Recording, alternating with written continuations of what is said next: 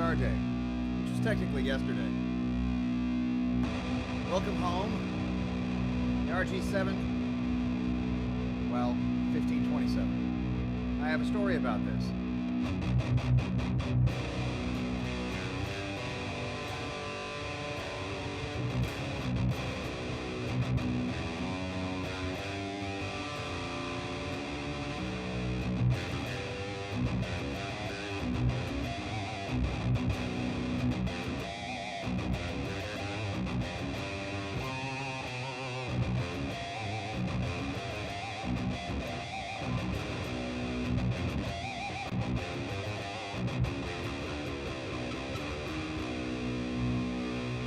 Of course, it pretties up nice too.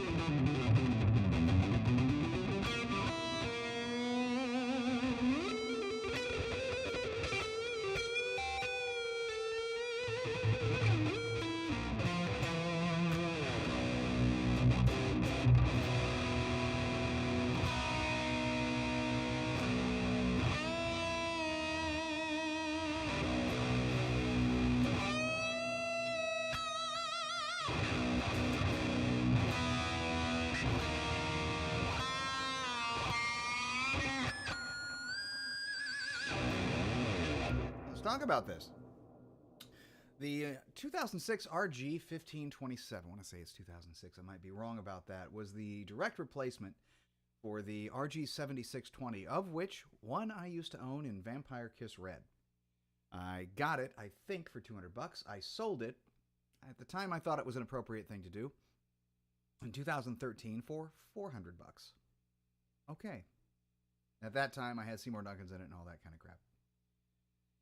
I had the RG 1570 that also came out in 2006. That was the first guitar I bought as kind of a, hey, Kirk, you're going to play electric again type of thing. So I got that, surprised myself with it. You know, hey, it's a present. Oh, my goodness. Who could have guessed? It's a 1527. Very sparkly blue. This is like a combination of both of those guitars because this was the direct replacement for the 7620, and it is of the 15 series, like the 1527 in this case. And the 2 stands for 2 pickups. The 7 is for, of course, 7 strings. Ibanez may have a weird way of naming things, but sometimes they make sense. But essentially, if you can imagine this exactly like this, but with a middle pickup, I don't like middle pickups, but if you can imagine it with a middle pickup and with 6 strings, I had that. And if you can imagine this in Vampire Kiss Red with Seymour Duncans, I had that too. So now I have this, and I didn't realize how much I missed 7 strings. I mean, like, legit 7 strings, good 7 strings. So there's a story behind how I got this, and you can thank Craigslist and a guy named Jason who lives up in Everett, who I don't know, and I didn't get a chance to talk to very much yesterday. They had to get back to Everett, and obviously they're there to trade gear, and they're not there for conversation. But I was wondering, hey, the only other person I know that lives in Everett is Clint Clark. Hey, Clint, if you're out there, get a hold of me, man. It's been a while. We should have coffee at Denny's or something. Although I've been carnivore now for 44 days. Dang, that's a long time to only eat meat. But I am, and that's the key to happiness. Well, it's definitely the key to kind of a moderate, I guess, I can't say life outlook. I mean, I'm a whole lot less, blah, blah, jumping off the walls, manic, I would say, euphoria, crazed euphoria, I want to sleep forever, so I wouldn't say manic depressive or bipolar by any means, but I would definitely use the word mania for the euphoria that I used to have. But I'm a whole lot more even. I just feel normal. Who the hell's normal?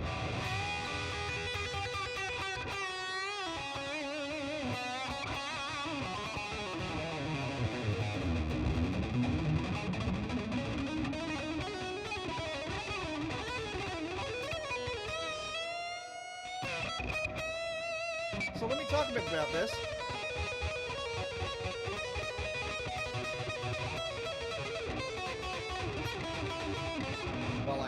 flailing about trying to remember how my fingers should be moving at this point. But let's talk about how I acquired this. So, or at least I'm going to talk about it. We don't have to talk about anything. I'm going to talk about it. So, a couple of days ago, I was on Craigslist, browsing Craigslist, saw this guitar, and I'm like, ooh, interesting. Read the details. The guy replaced the pickups, the original pickups, with DiMarzios. Now, usually I'm not huge on DiMarzios, and there are very few DiMarzio pickups that I think have a good rhythm sound.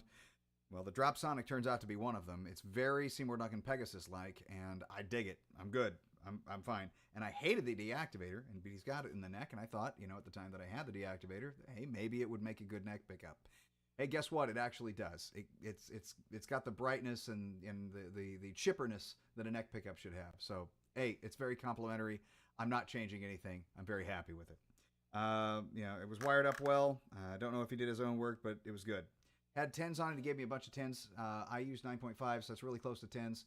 Did I keep the 10s on it? No, because I wanted to spruce it up a bit. It had really high action when I received it. It also had a tremolo installed, and I don't do that. If it's got a floating bridge, I like my bridges to float because I like pulling back on the bar.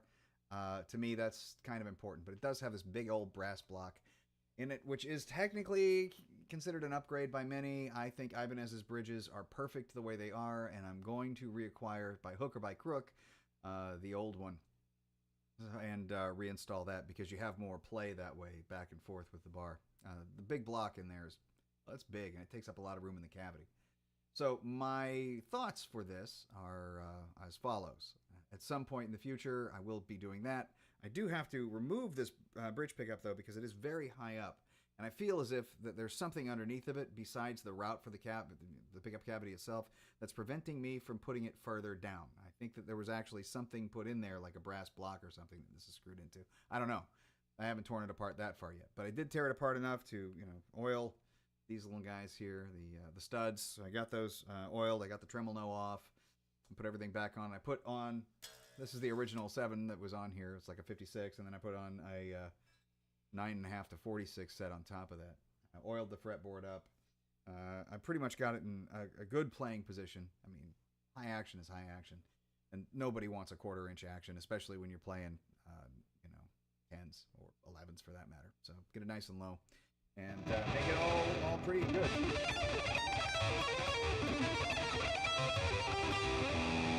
And still, there's extra strings, and that's really throwing me off. I now have a middle string. I'm so used to 6 strings, it's not even funny. But when you're doing this,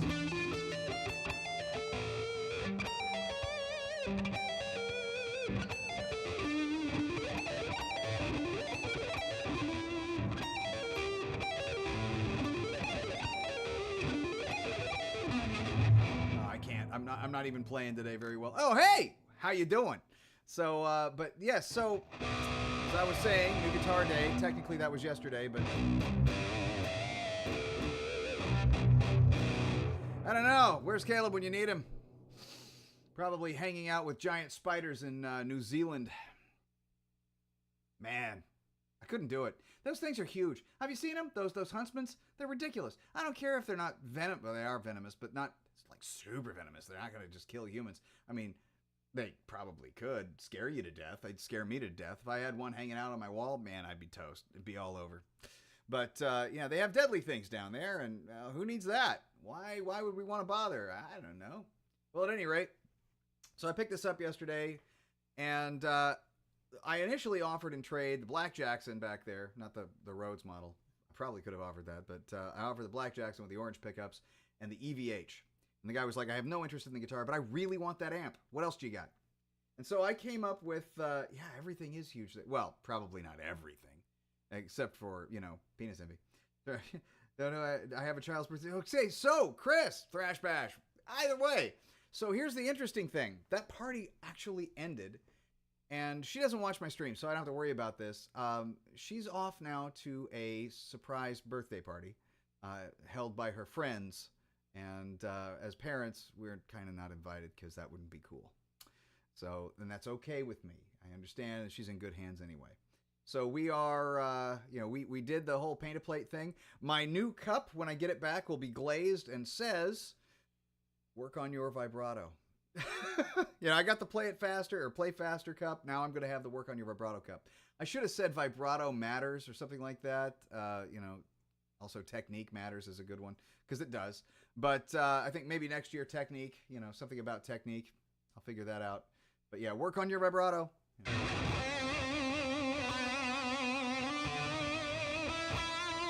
That center string, man. Not used to that at all.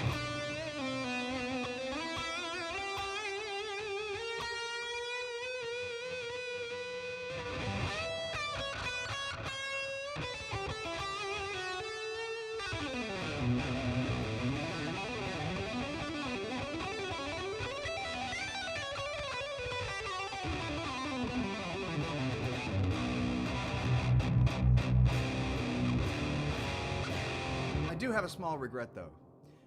So the EVH did go in trade. I kind of wish I could have heard this through that. That would have been a monster sound. Just an amazing amount of like conk, conk, conk, conk, conk, conk. It would have been great. But I'm cool with it. I'm all right. This is, you know, the hot rodded Marshall thing, and, you know, lots of Plenty-esque sounds is what I wanted in the first place, and that's what I've got now, so I'm okay with that. And yes, everybody wish happy birthday to my daughter, who is not here. She is 25 today. So, and that's pretty great. I can tell you the story about that. I'm not going to, because that's not what you tuned in for, but, you know, how did you get a daughter? Well, let me tell you about that. So, it was August, I think, in 1999. So, anyway, my kid's 25. Yes, we go every year now to a paint-a-plate thing, and it's actually called Painted Plate. No single one of us knew that. We've been going there for 3 years, and none of us in the party knew that it was called Painted Plate. The Painted Plate. No. We all thought it was paint a plate because that's what you do when you're there. You paint something, they glaze it. 2 weeks later, you get it back, and you have a piece of thing that you decorated yourself that costs at least $30 each. So my mug is $30. Huzzah! I think it was actually $34. Wow. Oh, dude, yeah, Craziest Metal Tones. Very exciting about that. Or, well, it would have been. You know, I still have the Joyo Banta amp. I could throw that on there, and we'll see what that sounds like. But anyway, so the collection of things that went were thus. That, a set of EMG pickups, a set of Tone Rider AC2s, which I absolutely loved, and I miss them. I wish, I'm okay with it. I'm glad I got this in trade. This is good. I'm fine. But I love Tone Rider AC2s, and I wish I still had a set, and I don't. And I'm going to get another set. At some point in the future, I'm going to have to because they're just really great. But at any rate, these sweet tones, really, really good whistly lead sounds like that. So on with the story, which is great. What do I drink? Oh, tonight's drink looks just like a nice, rich Irish black tea with 2 bags in it. And sound effects. So, and I had, while I was there, they have an espresso stand there, so I got myself a coffee while I tried to figure out how to pay the city of Olympia so I could park there. All of $3.17. Not so bad. On with the story. Those 2 sets of pickups, the EMGs, I was basically going to sell them for $100 anyway. Sorry, Stuart. I know that I was going to save them for you, but I think you can understand why I did what I did. It's okay, right? So at any rate, the iced tea, well, no, it's room temperature tea because I made it this morning. And it's, of course, still here waiting for me to nurse on it when I get home. And thanks for reminding me I am thirsty. On with the story. No, I like a tea with a lot of tannic acid in it. It would be like a really dry red wine, like a Shiraz or, a Cabernet Sauvignon, if you want to be all Frenchy about it. But no, in this case, it's just, it's tannins from the tea. But I like a really strong tea that has a lot of tannic acid in it. So it feels like you're drinking something, not just like you're drinking warm water. I like flavor. I like tannins. So that works for me pretty well. On this note, though, the low B. I don't know why I've got the whole...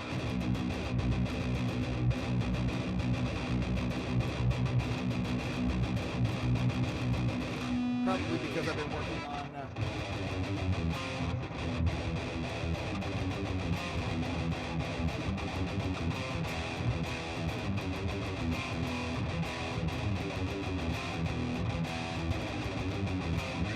turned off the delay and reverb, it probably would sound a whole lot heavier.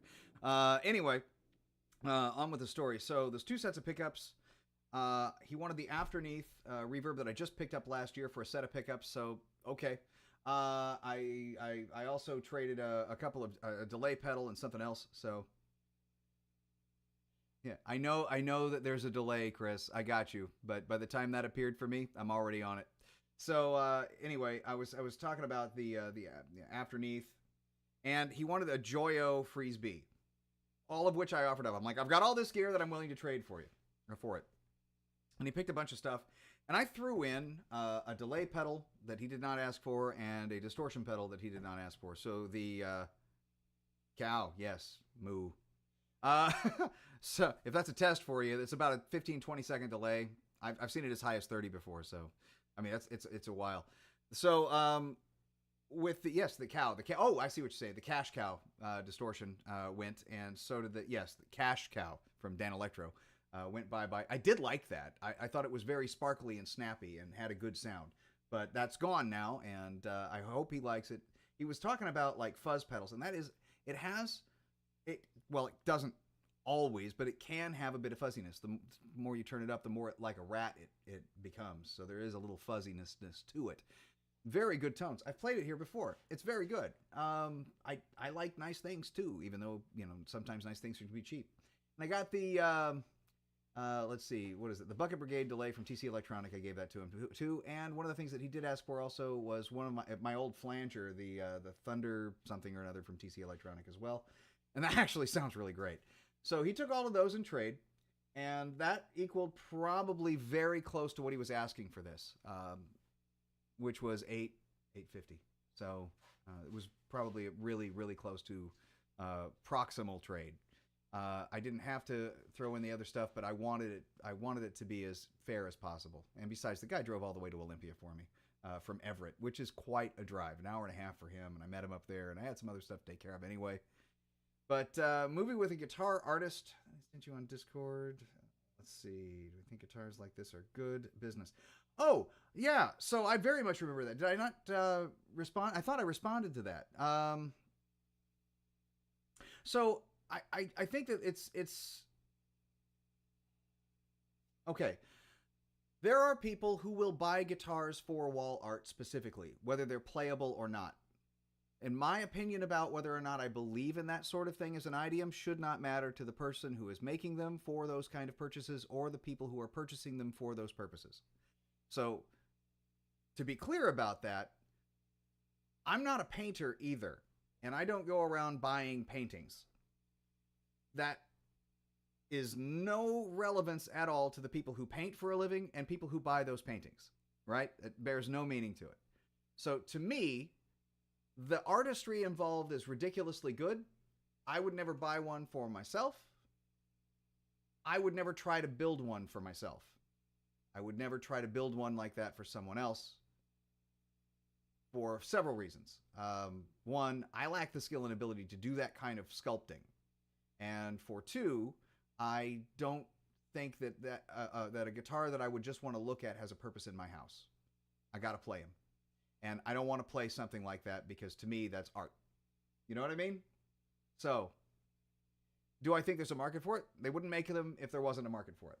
Or even, and to prove there's a market for it, if some one person wants it, in other words, if somebody wants it bad enough to build it for themselves, it proves that other people in the world would want that too. There's 7 billion people, almost 8 billion people. Billion, that's a big number. That's a 1 with like scads of zeros, 12 zeros behind it. And it wants... I mean, those kind of odds, 1 in a million, people, I mean, that's still scads of people will want, thousands of people will want that kind of thing. So there's always a market. Sometimes it's a small market, sometimes it's a large market. But if you're going to make commodity instruments, in other words, something for a large market, you can't do that kind of handiwork to it. You just don't have the time, and you won't be able to charge a low enough amount for a lot of people to be able to purchase it. So as a business decision, it's going to be like one-offs, and it's probably going to be sold to tourists. I don't feel comfortable doing that. Skin oils, for instance.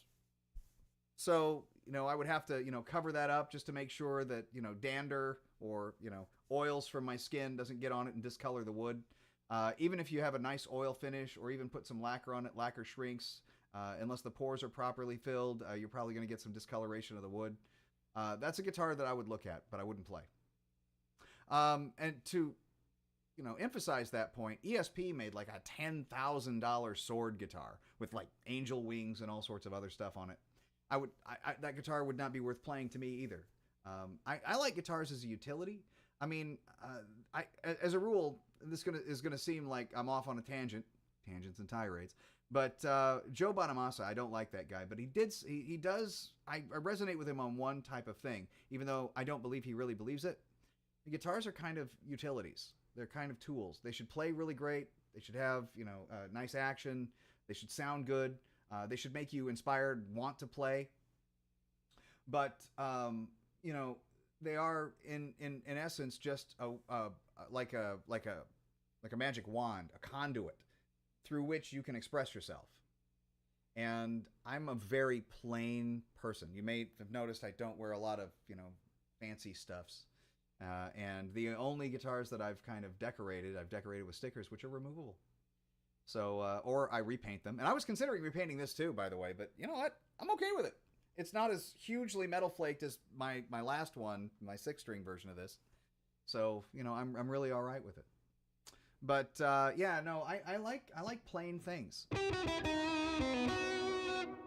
To me, for instance, plain things, the tobacco burst back there, that guy right there, and the Charvel, I can see the wood through that.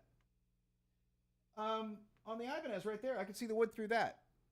And to me, seeing the wood is like the most unique finish of all time. Because there's no two pieces of wood, they're going to look similar, of course, but they're not going to be the same. And, those are also kind of plain and kind of, just something that you'd find. This, being sparkly, it's still pretty plain. I mean, you're looking at it now and you're not seeing it like super blingy. It's just kind of a subdued blue. It's nice. I don't really own a blue guitar. Well, now I do, but, that's that. But that's me. Yeah, I'm with you on that. The mixed feelings that you have, it's amazing, but it's a bit cringy. So it's amazing, but somebody's going to want it, And let's say that, people listen to crap pop music. You can't, there's no accounting for taste, So, and when I say crap, I mean, legitimate crap. So, Mr. Jones from Counting Crows, anybody? Come on. I mean, that's terrible. Baba Bluey. Yeah, I guess I did have another blue guitar. Gee, thanks, Chris, for reminding me. So I have too many. That's the point. That's why I'm trying to sell so many of them. I've got 7 now up for sale. I had 8 things up for sale. Now I got 7 things up for sale. Plus, I still have a lot of pedals that if anybody wants a pedal, of the ones that I'm selling, I'm keeping 4 out of the entire slew that I wasn't using. But everything else, it's up for grabs. Go ahead, throw me money, and I will throw you pedals, and I will hopefully try not to hurt you while we're doing that. So, we put it on a slightly lesser gainy thing.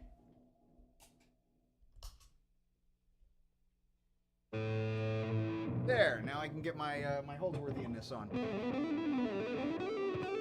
It kind of cut the volume, didn't it?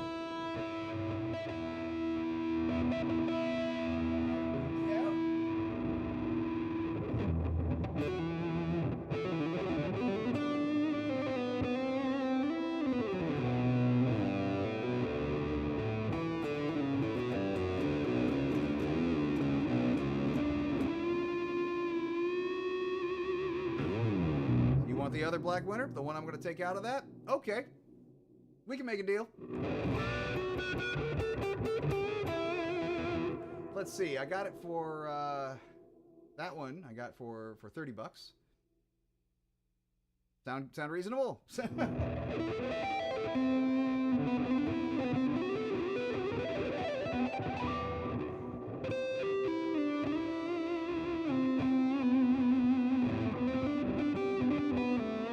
Oh, I forgot to ask you, man. You got the 8 in there. How do you like it?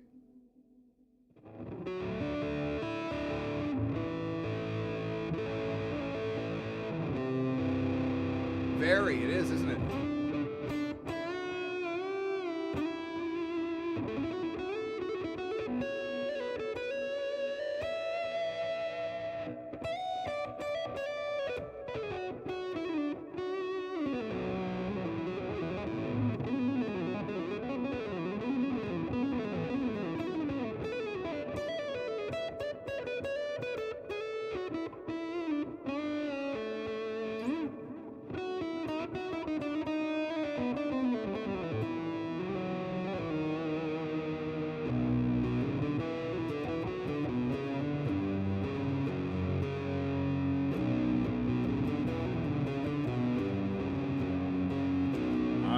Barbie girl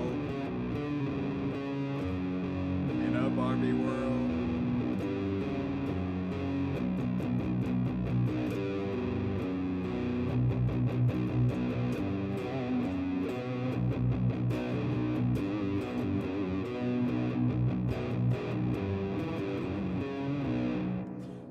Oh, I thought you were putting that thing in the. Oh, you mean the Black Winter? You don't know where you're putting it? Because I thought you were putting the Alnico 8 in the Donner. Was that wrong?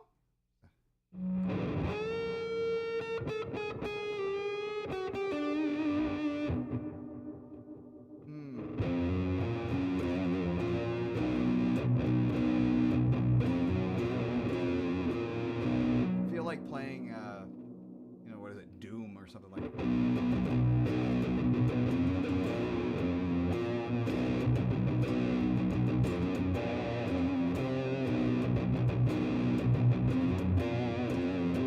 That's what I was asking. How do you like that? How's the 8? All you said was very.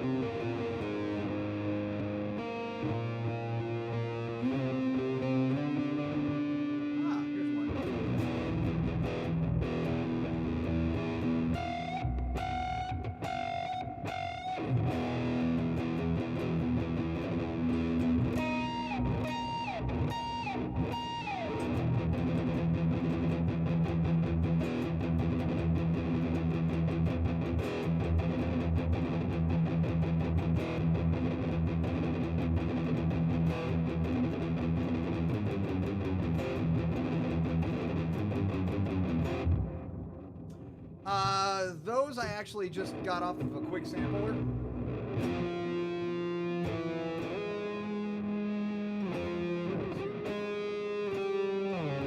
How did that go? Yeah, that's right.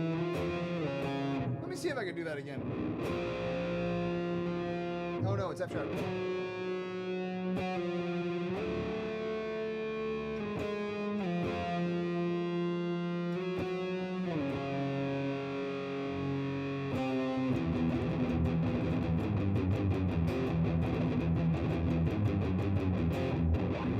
Should use a meteor tone for that, but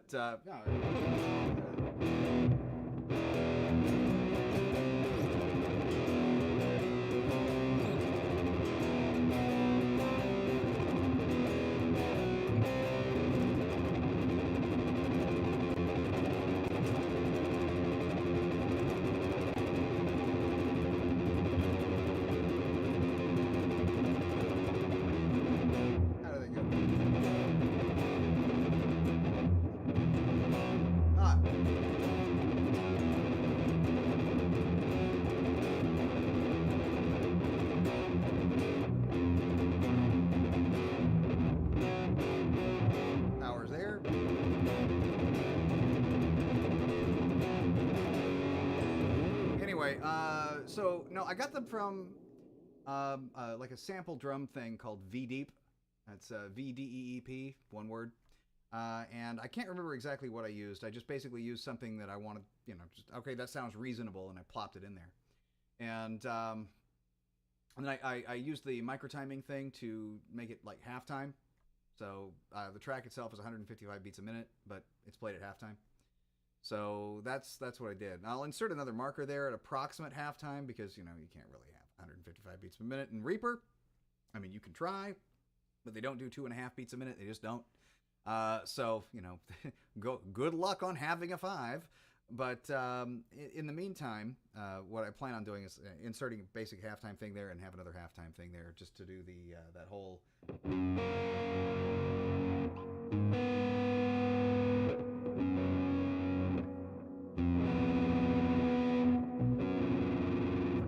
Sounds very weird in this distorted thing. But I'm telling you what, though, this low thing has got me going all over the place with like, ooh, that sounds good, And on a normally high tune, regular guitar, I can't even think of something to play on it now. like, that ain't heavy. And it's still heavy, even though it's happy.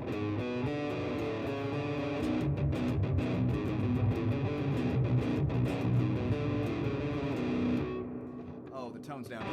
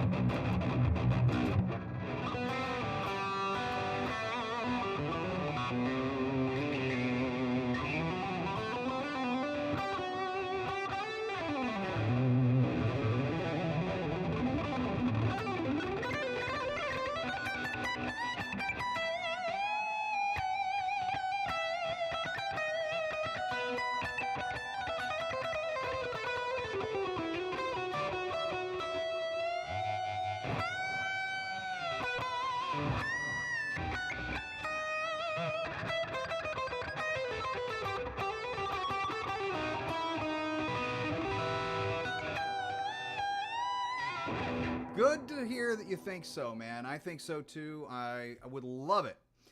And this is something that I intend to talk to Sandman about, is if he would expand his line a little bit and make some 8-string stuffs. Because I think that Alnico 8 thing would make, not 8-string, 7-string stuff, or 8 strings fine, but the Alnico 8 thing would just be a growler.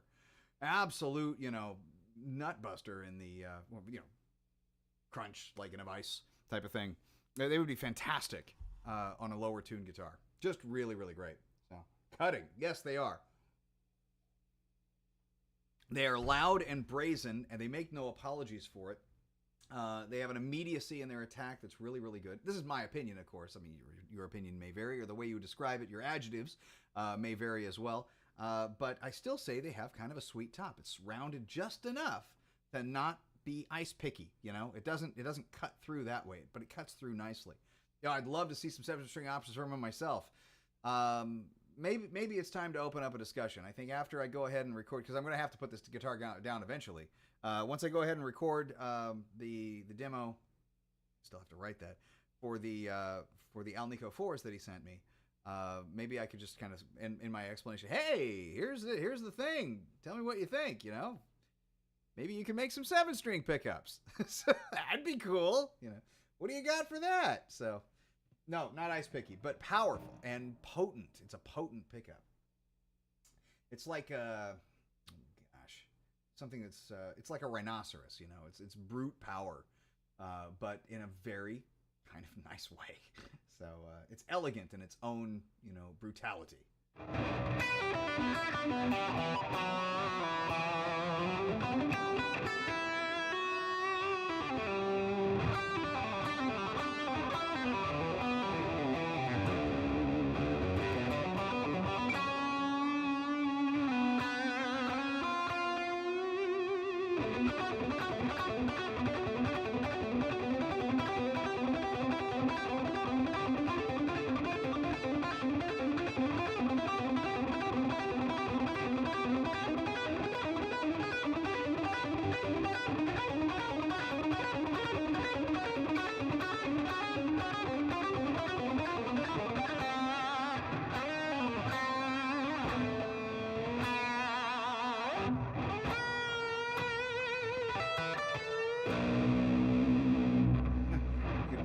Massive jumps.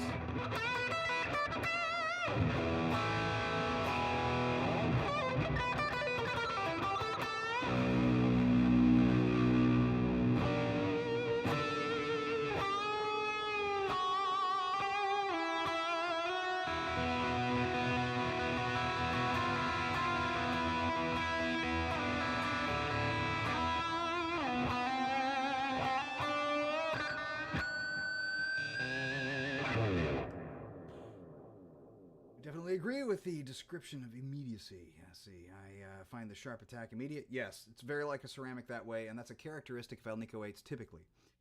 Look forward to more time with him tomorrow. Oh, yeah. different amps and stuff like that. Try it with an angle. I do like kind of a fireball type of thing through it. I have played it, through different like neural DSP stuffs. And if you got anything that's angle like or PV like, yeah, they're very much like, hey Hoppy, come on, old Hopper boy. They're very much like that. Come on, kitty. Come on. You can get closer. Come on, baby. Get on camera. You're very cute. You could draw an audience. Yes, you could, you lanky little man. Come on. Come on, sweetheart. Come on. There we are. Come on closer. There we go. Yes.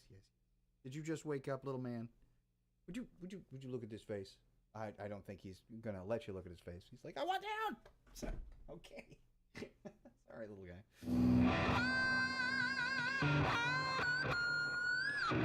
I like how expressive this is, but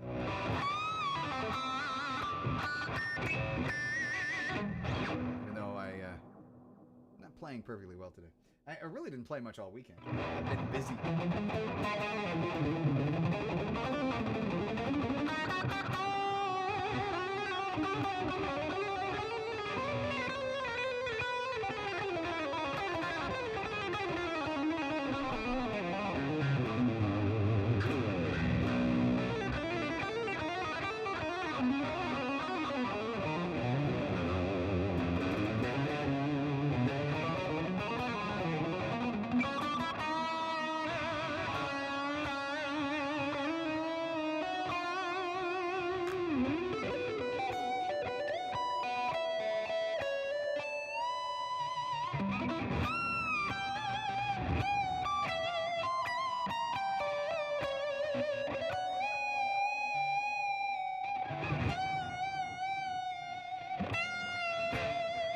$65.05, yeah.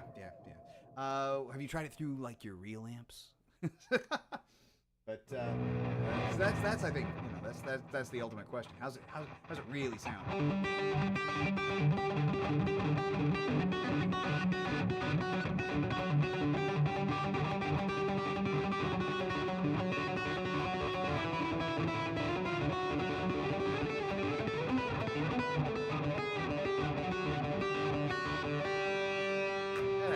But then I made it happy.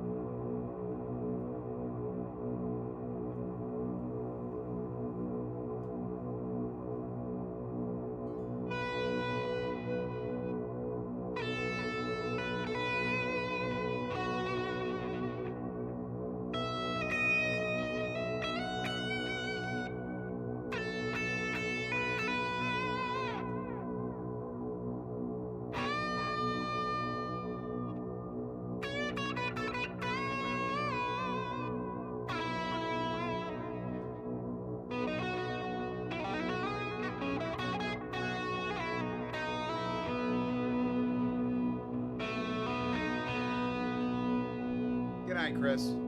Sleep good, man. I'll talk to you tomorrow.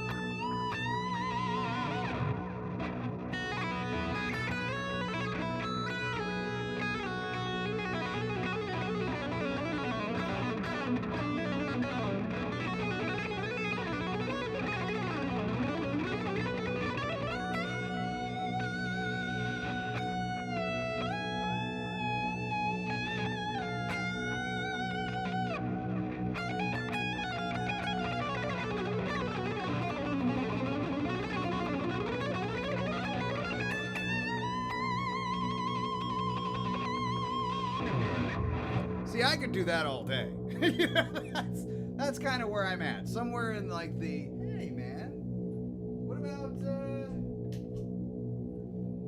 about clean, sparkly things?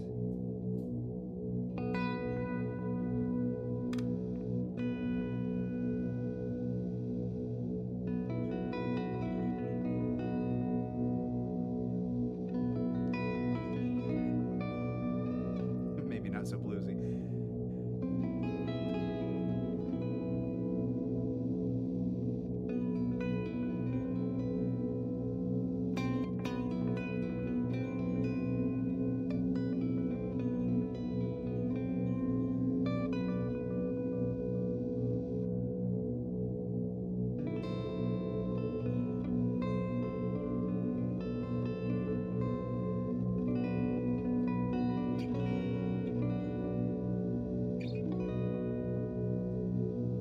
Happy to sad, good and bad.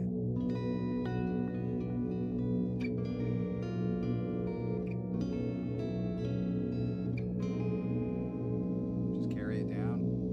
Motown guys use it all the time.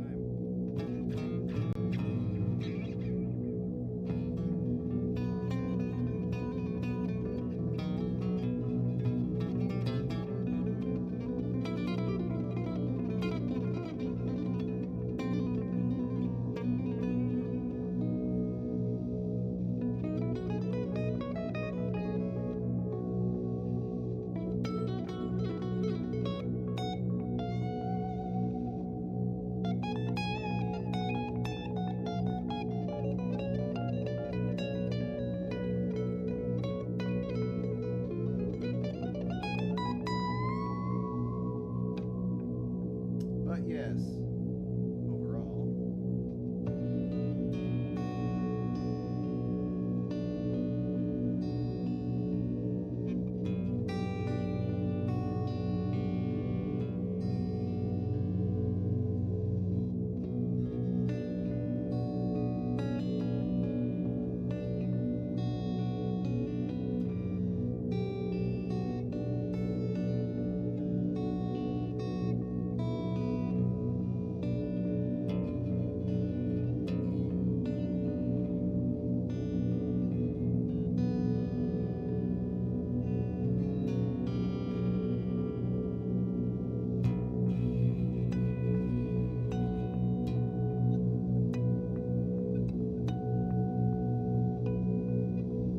let's see if I can pick that up. Do like that though. Let's get back to it with the. There we go.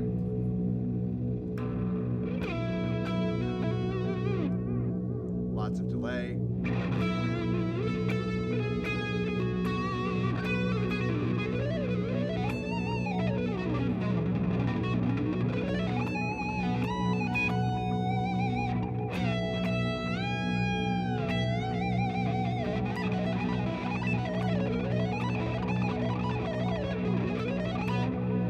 Yeah, I need to work on that.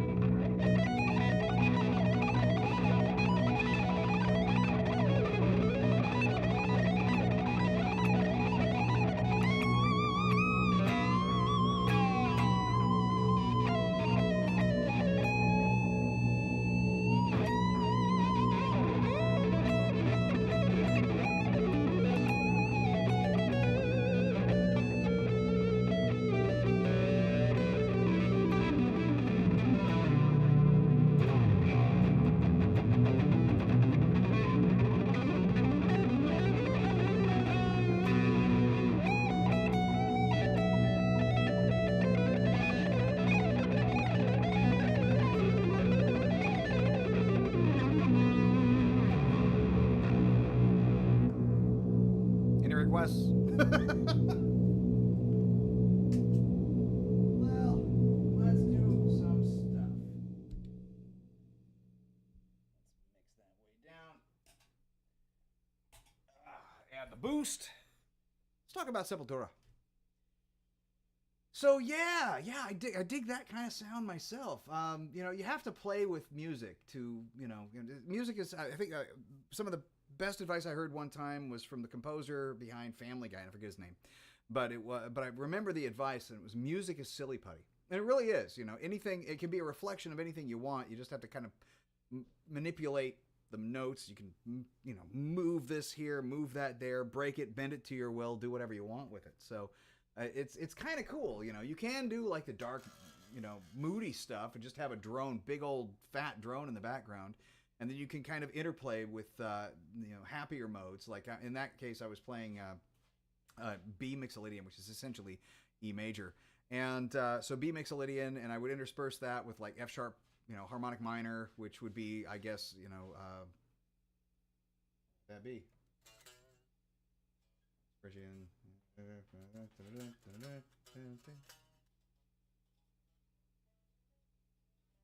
Was it?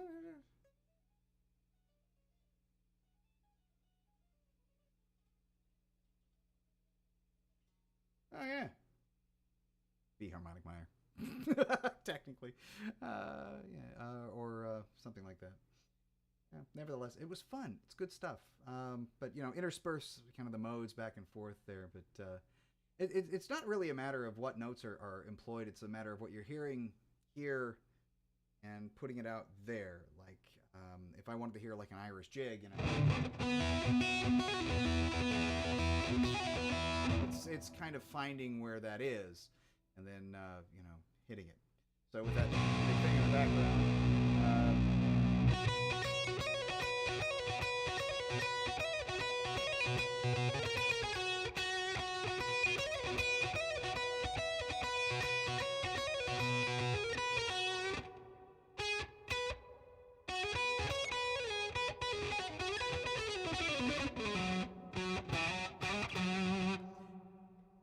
Yeah, aren't we all dancing in front of, yeah, because we don't know. And that's I'm not a nihilist. I'm not even close. But I do recognize the reality that life is extremely fragile and bitter and short. And you know, you just enjoy it while you can, because it ain't gonna last forever, and you can go at any time. And the older you get, the more likely it is that you will. So you know, because I mean, you could walk across the street, get hit by a car. You don't know. That's the thing. You don't know when it's coming. You never know. Which is you know, it's kind of spooky and stuff. But you know, this is why we have Halloween, Day of the Dead, all that kind of. Why it's not a veneration of it by any chance, but it is a memento mori, and it keeps us grounded. And I think more people these days should probably be grounded in that reality, and you know, just understand it for what it is. It's coming for you. There's nothing you can do about it. No living forever. Might as well just enjoy it while you can. But, you know, be good about it too. You don't have to kill yourself off early and just eating Cheerios. My deadly sin was definitely gluttony. You put down a bowl of cereal in front of me, it better be about this big, heaping, and have, you know, like heavy cream in there as well, with a couple of scoops of sugar. Almost no matter what, except if it was like a really sweet cereal like Sugar Crisp or something. I don't even eat a lot of those, but the Cheerios, oh God.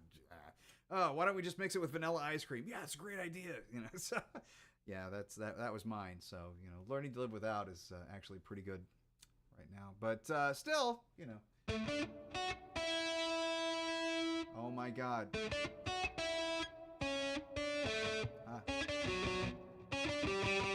That's it. And you ever seen Hannibal, or what is that, Cannibal the Musical?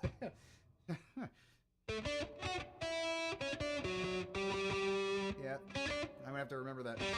The G. That's easier to play it there. So, neato. But no, so I've been doing the little studies on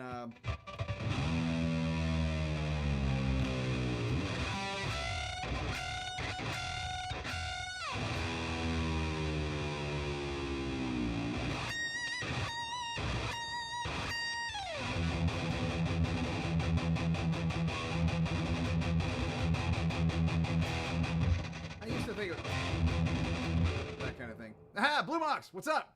Hello to you. You are late to the party. That's okay, but you'll never know how I got this guitar. So, well, at any rate.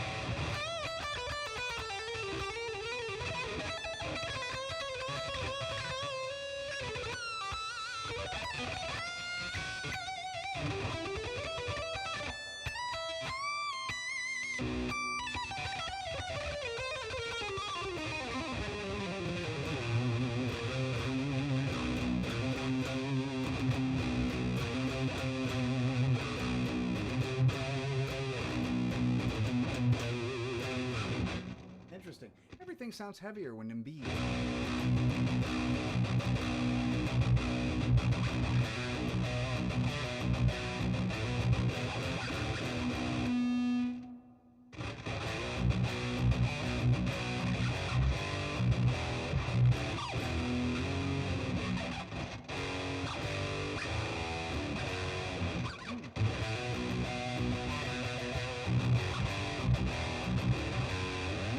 Sounds very familiar, almost like Hocus Pocus, but I don't think it was played quite that low.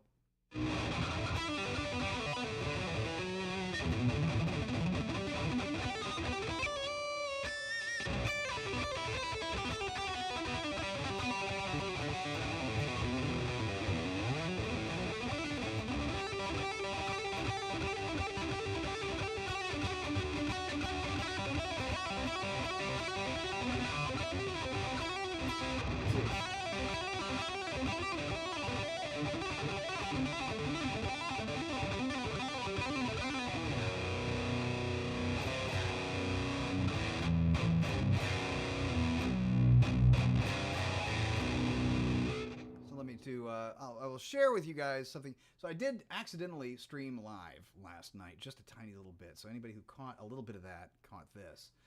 One of the things that I was trying to play during that before I took it unlisted, because I really didn't want to unveil this until today, but oh well, 5 minutes live and then 9 minutes on the air. So yeah, oh well, was a tune that we used to play a long time ago. And I don't remember the whole thing. I might learn it again, but we were tuned to B flat at the time. So, but the thing just kind of went.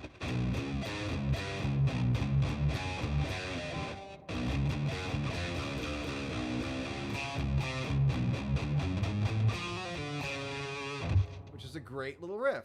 Yeah, I know. I had a feeling. JD, it's a Spadoinkle Day. Spadoinkle? Ah, you. Best stream ever. Oh, bless your heart. All I can suggest for the Shaboinkle is please catch me up on my Yiddish. So I'm imagining it was not a good day. I'm terribly sorry to hear that. It's my daughter's 25th birthday, so there's that. I did not intend to stream today. I just meant to, I do want to cover that one more time, but she is at a surprise party. So if she's streaming or she's watching tonight, which I don't believe she is, but if she were, surprise! So, nevertheless, that's with her friends. That's not with her parents. And her mom, my wife, she's at Kitten Rescue. And I am playing guitar for all you wonderful people. So,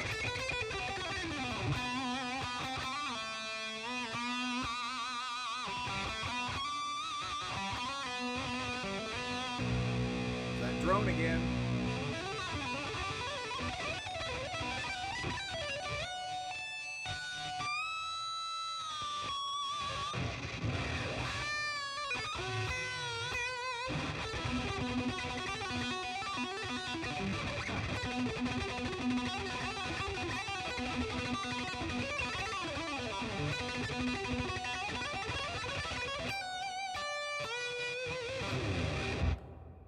Close enough. Anyway, but I've been working on Sepultura, Altered State. I've been working on it just a tiny little bit. Last night I got to play through it twice, and I think I got about 90% of it, but I'm still kind of a little, about it. And I am not playing it on this. I'm playing it on this guy, the other Ibanez that is relatively recent. I have a Motu M6. That's my interface, and I love it dearly. Now, I do have an older one. It's upstairs, a Volt 276 from Universal Audio. Great interface. I never did like, though, the big knob on the top for like monitor volume. It's a little scratchy. Came that way from the factory. I wasn't really keen on that. But the Motu M6 is freaking great. I wish I had it a year ago, 2 years ago, 4 years ago. Good interface. Very clean. Everything sounds really good through it. Well, I mean, except my voice, because it's just me. Anyway, let's see here. 2 weeks to Arizona. That's not technically true. It's a couple of weeks and a day is when I start leaving from here. Not really sure about the spelling. Motu, M-O-T-U, M6. M is in Meredith. Baxter Burney. So yeah.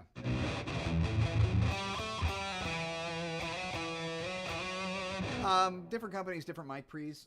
The mic pre's in the Mo2 M6. I mean, it's close to a $500 unit. It's very and I'm not saying that to go dragging luxury out for the no. I wanted an upgrade, damn it, and I bought one. So the Mo2 M6 has very clean and loud, powerful mic pre's. In other words, you will never need any kind of like on one of my mics, for instance, one of the three mics, if it draws a lot of power, you're not going to need like an extra unit on top of that to drive the microphone. It can do it itself. It does it fine. And usually it's just really, it's a really clean interface. The difference between the stuff I recorded on my Volt 276 versus this, it's not quite night and day, but it is like, taking out some small earplugs. So it is better.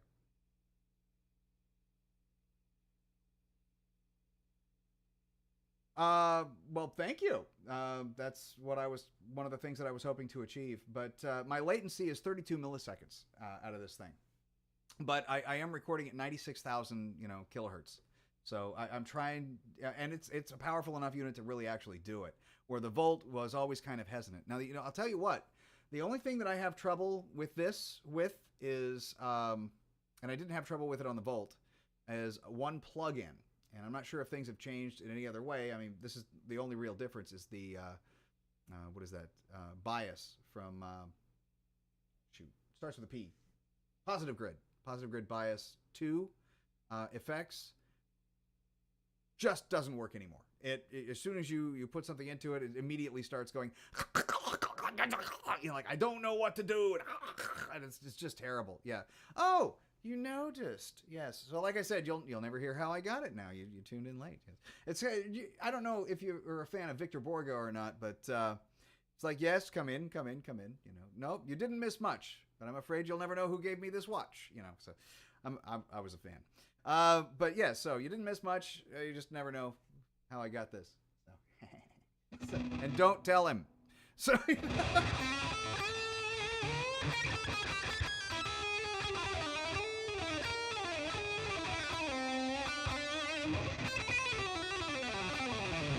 now I got it on an awesome trade deal just yesterday.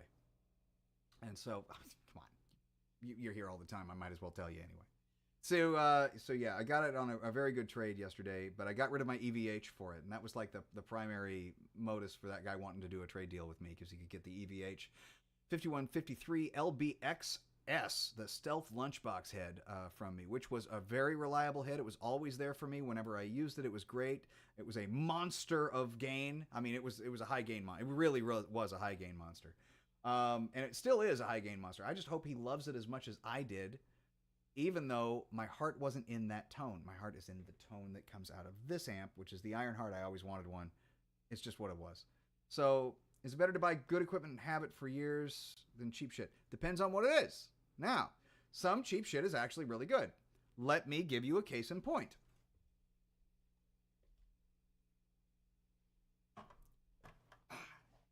These Alnico 4s. $60 for the set. A little less than that, actually. But $60 for the set, roughly. $30 a piece. They're really good pickups. They are excellent pickups. I love them very much. They are extremely clean and juicy. I'll show you in a minute. But I'm really hyping, liking the 7-string right now. The Alnico 8 that Chris and I was talking about, that's in that ESP right there, the LTD M400. Extremely crisp and clear. It's $30. Can't go wrong. And it'll never wear out. It's going to be fine. It's good. Now, as far as like interfaces go, buy what you can afford. That gives you the best audio quality possible. So if it can record up to 96,000 hertz, if it can record that sample rate and do it reliably, great. One of the reasons why I wanted the upgrade, though, was something that I wanted to do here. So this live thing here.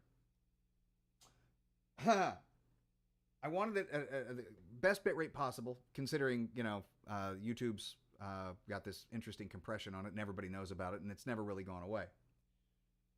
But I needed preamps that could handle 3 mics that could give me 48 volt power on 2 of the pre's. In other words, phantom power on 2 of the mics out of the 3. Most audio interfaces, when you hit 48 volt, hit the phantom power, will power all of them, or in banks of 2 out of 4 apiece. Now, I didn't want an 8 interface device. I think a 4 interface device does me fine. So I could plug 4 things into it and go. In fact, I have 4 things plugged in. I've got 3 mics and a guitar plugged in all at once. This happens to be going, there for those mics because I prefer that as a live setup anyway.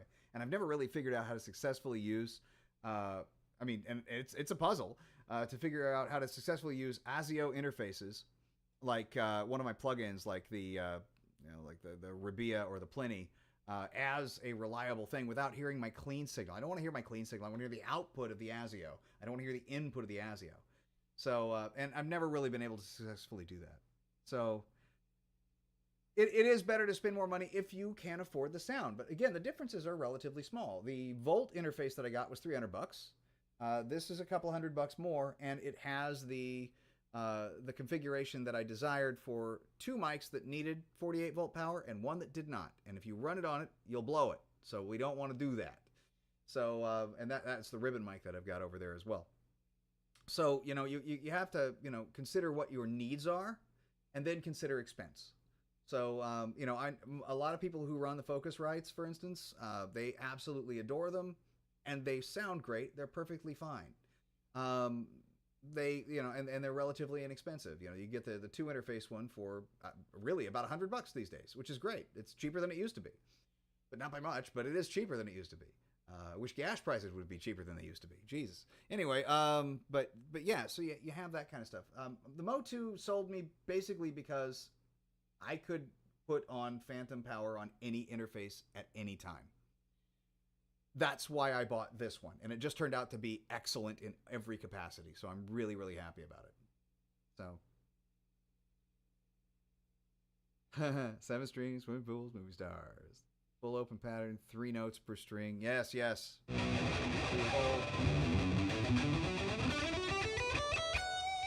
kind of thing.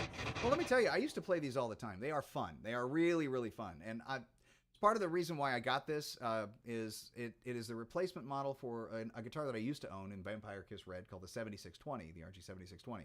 I had Duncan's in that by the time I sold it. I sold it for more than I bought it for, which I bought it for like $200. I sold it for $4. Even though they were worth significantly more than that when I bought it and when I sold it. So, and they're much more expensive than that now. They're like $1,000 plus.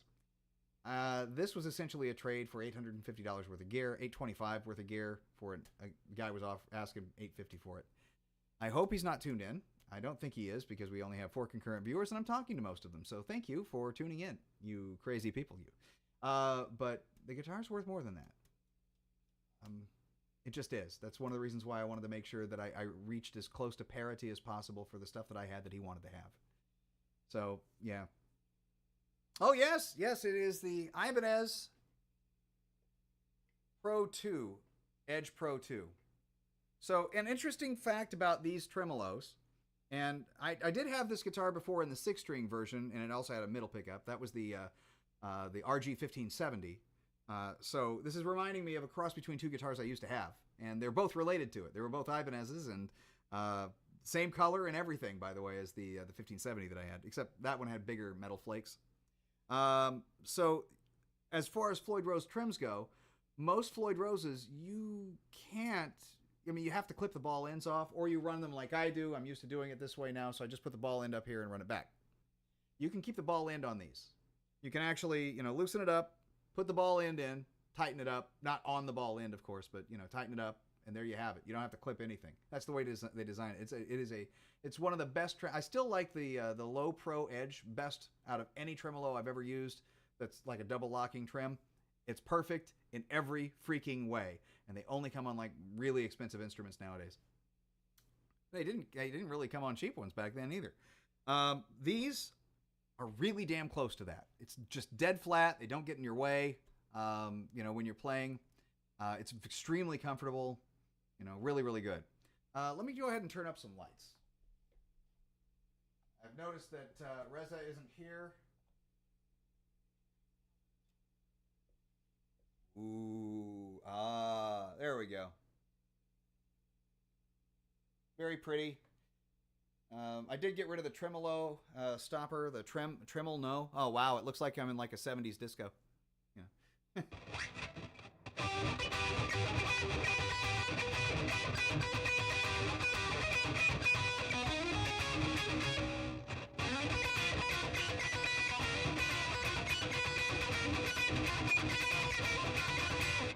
have too high a gain for that crap.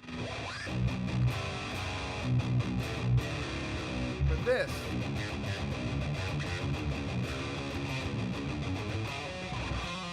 I gotta remember that. Yes.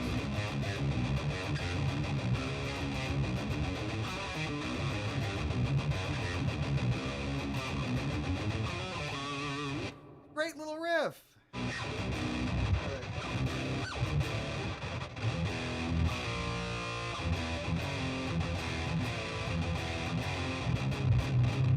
Oh, it was there.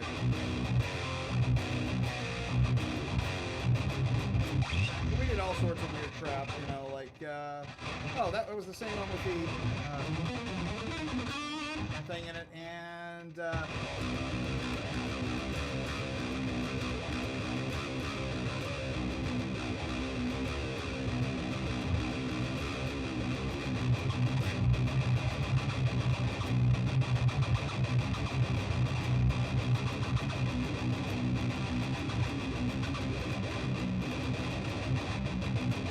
that was it.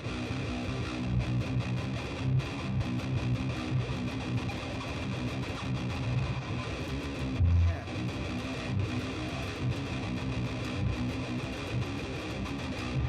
Yeah, good stuff.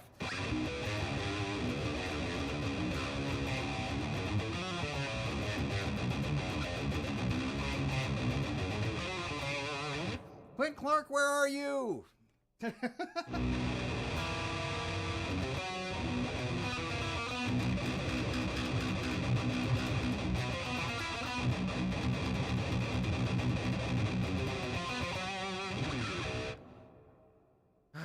Yeah, I'll tell you what, I don't. You extraordinarily tall monster person, you.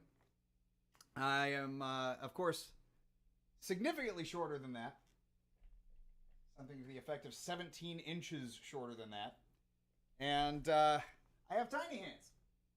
So you gotta work a little hard for the money, you know what I mean? Turn that up. There we go. Ah, yeah, that's actually better. There we go. Not quite as dark. Zuhair, once again, I don't believe is here. Actually, I haven't hered from him in a little while. I hope he's okay. But yeah, I heard from him on Discord earlier this week, and there is a Discord if anybody wants to discuss anything. You know, at any other point in time. Some people know this. Some people don't seem to realize it or care, which is fine. I'm okay. I'll survive. It'll be all right. There.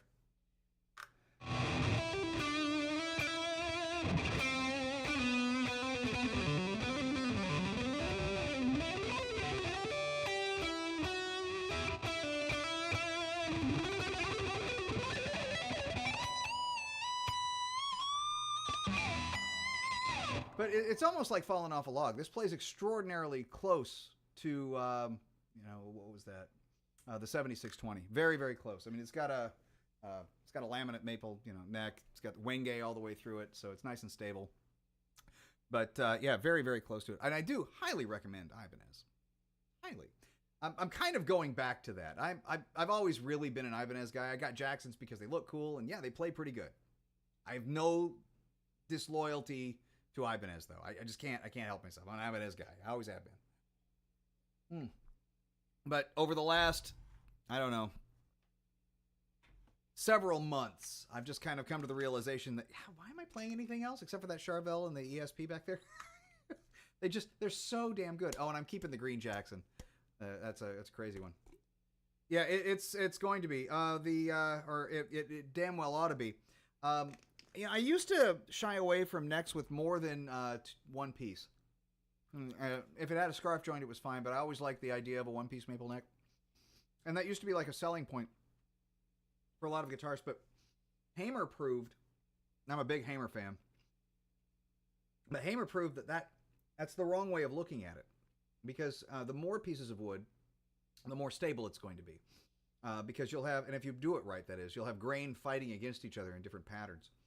So, like, there's this thing called quarter sawn. A lot of people don't really understand what that. Let me grab a neck that just doesn't happen to be on anything right now, and show you. Oh, hello, guitar. You're right there. What I'm talking about. There's an Ibanez neck. There's one of mine. There we are. So this one is obviously well underdone. I haven't finished the headstock shape. I was just kind of goofing off with it.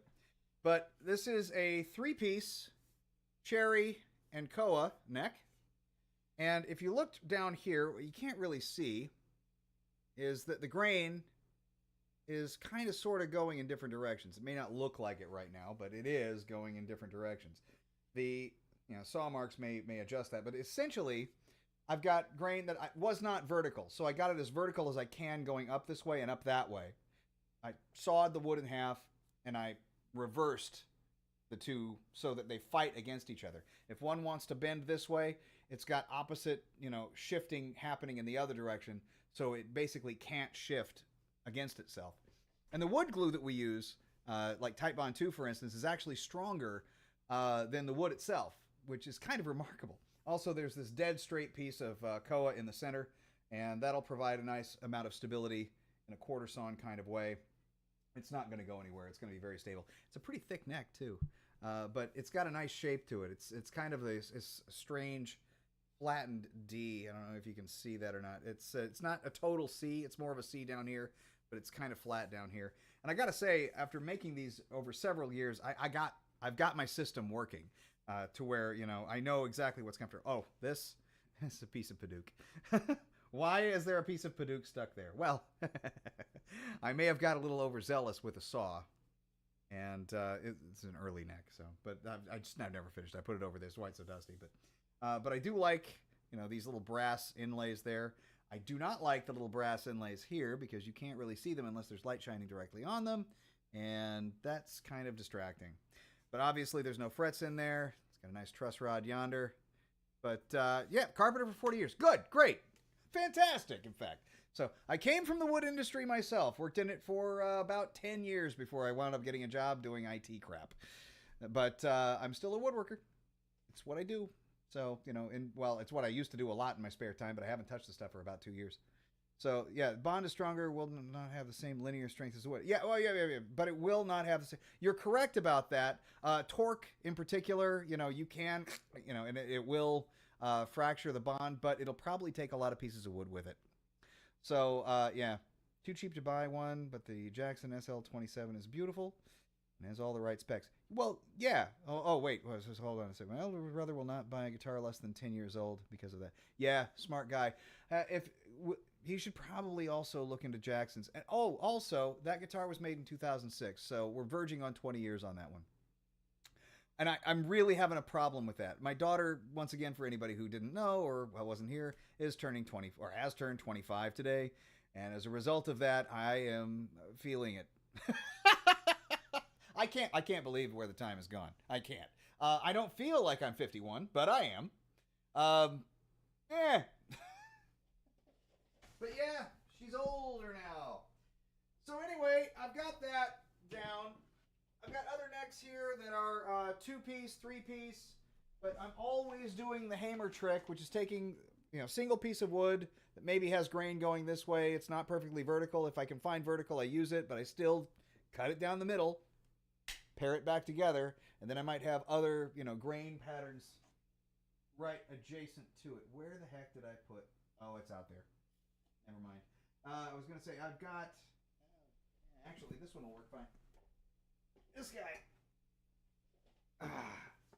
We've got dead vertical in the middle and 2 on the sides that are kind of out this way, but again, sliced, and then you got, I believe that's actually walnut.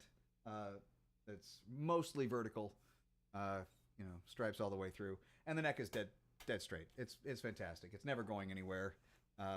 Strange as it is, but one of my designs, gotta say, exceedingly comfortable, and about half the weight of that behemoth 7-string that I was just holding on to. But nevertheless, I do feel the urge to get back out there. I want to do some stuff now, man. I really do. Let's mute this, and let's transfer to the Yamaha. I have a set of very clean, very juicy sounding pickups. Clean and clear, I should say. Oh, that was a screw. And genuinely, they sound quite remarkable. You hear that? Oh, type of thing in there? That's really nice. It's got a good tone, must say. It's definitely different. It's less dark. It's just juicy. It's juicy and clear. So.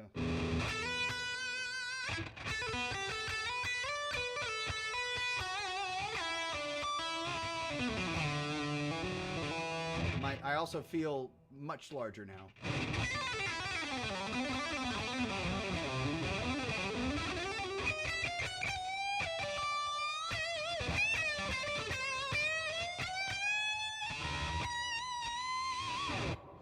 So yeah, well, don't buy the SL27, even though it's beautiful and has all the right specs. I've been mentioning Ibanez a bunch tonight, and I'm not at all unserious when I say try one.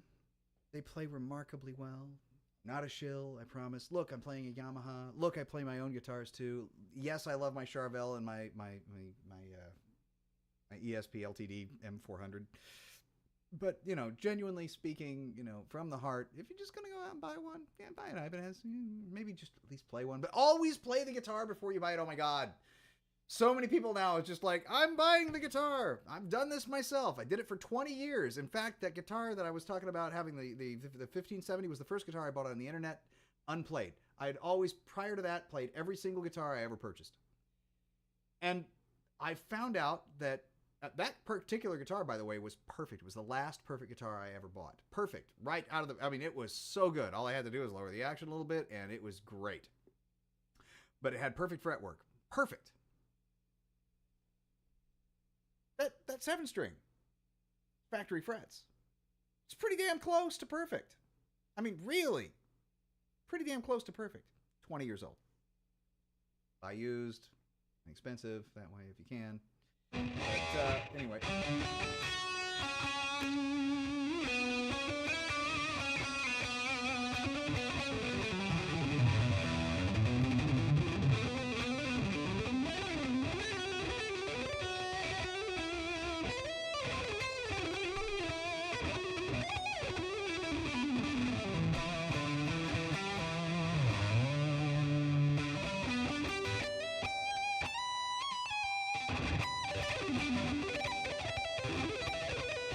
I'm not even paying attention.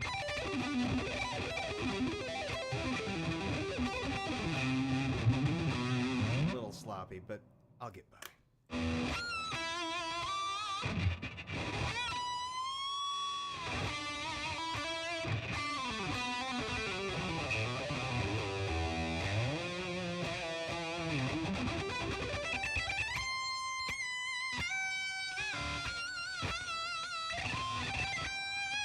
I want to go faster than I can go.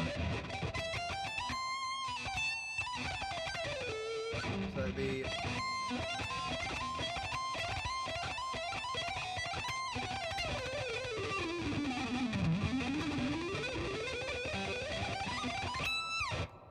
Okay, that's enough. But let's do some 7-string recommendations besides that. I mean, yes, I got a 1527. I'm extremely happy about it. Let's see what we can get for you for a relatively decent price. Again, I like my Jacksons, but I'm trying to get rid of them so I can get another Ibanez. If anybody would like to purchase a Jackson, I'll meet you in Arizona in 2 weeks. No. But I am taking one of them with me because I have an idea. And I'm not really completely convinced about this idea right now, but I'm leaning towards it. There's a Guitar Center in Tempe, Arizona with a guitar that I would like to walk home with. And to do that, I'm going to probably trade, if they'll take it, one of my Jacksons. Not for it directly, but for a good chunk of what it's worth.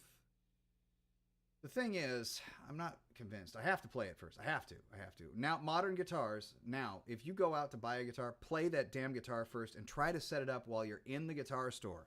Grab yourself some of these, maybe a small screwdriver, walk in and set it up to your liking. If it's not acceptable out of the box, don't take it.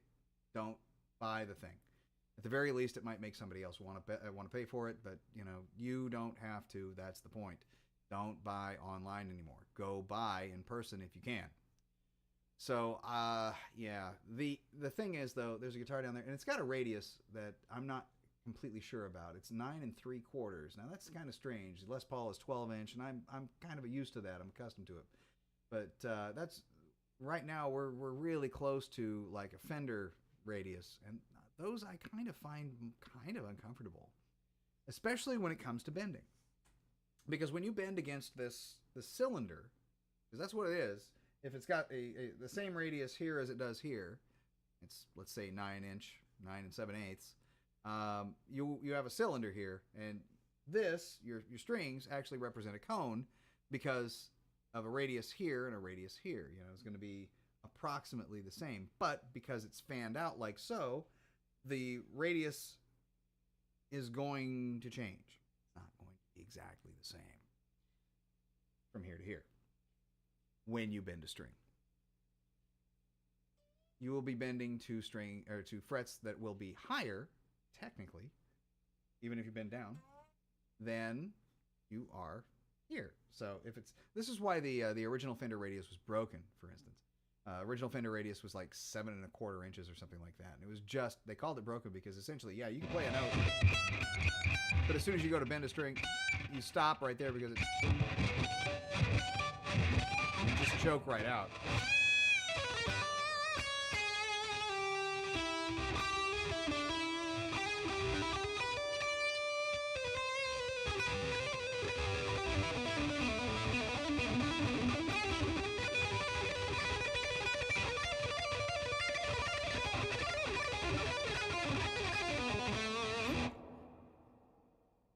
So they increased the radius to 9 and something or another, 9.5.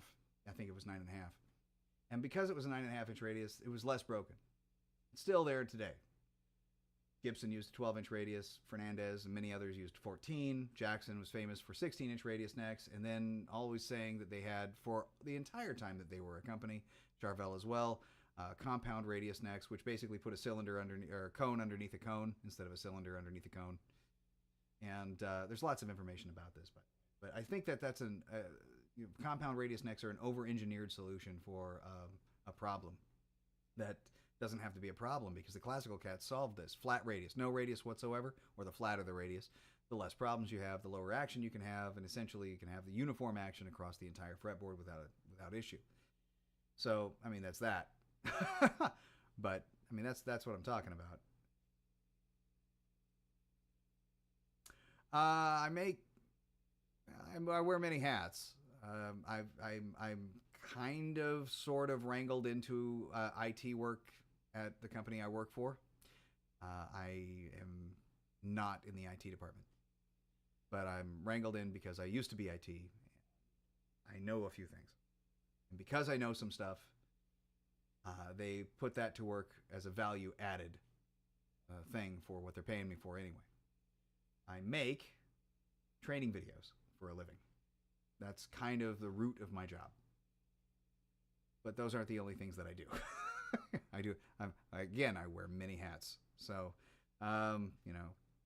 most of my day actually consists of what I would call "Hey Kirk" work. So, hey Kirk, could you do this? Yes, I can. And so I'm kind of a factotum. But I do actually work for a company. So there's that. That's a pretty good one to work for. I've had mixed emotions about it several times. The first 9 months I worked there, it was a living nightmare, and I hated every minute of it. Dreaded coming into work, dreaded the phone calls, dreaded everything, because it was always hands-on. They had a very ownership mentality over not only their product, but their people.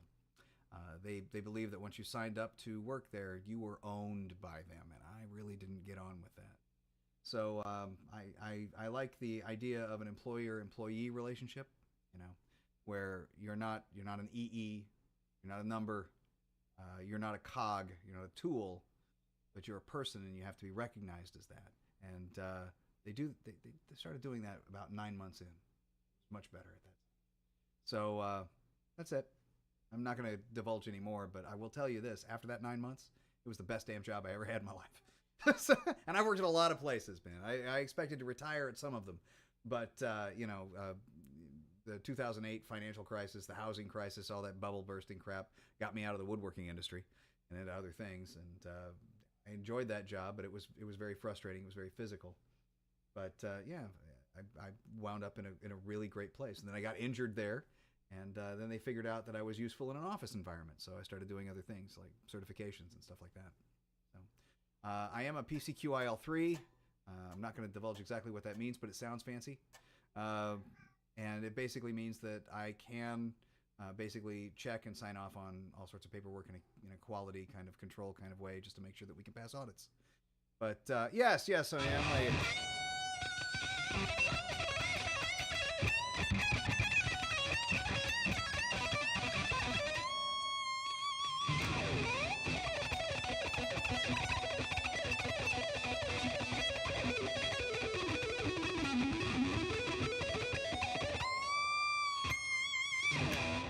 Thank you. I'm a rock star. No.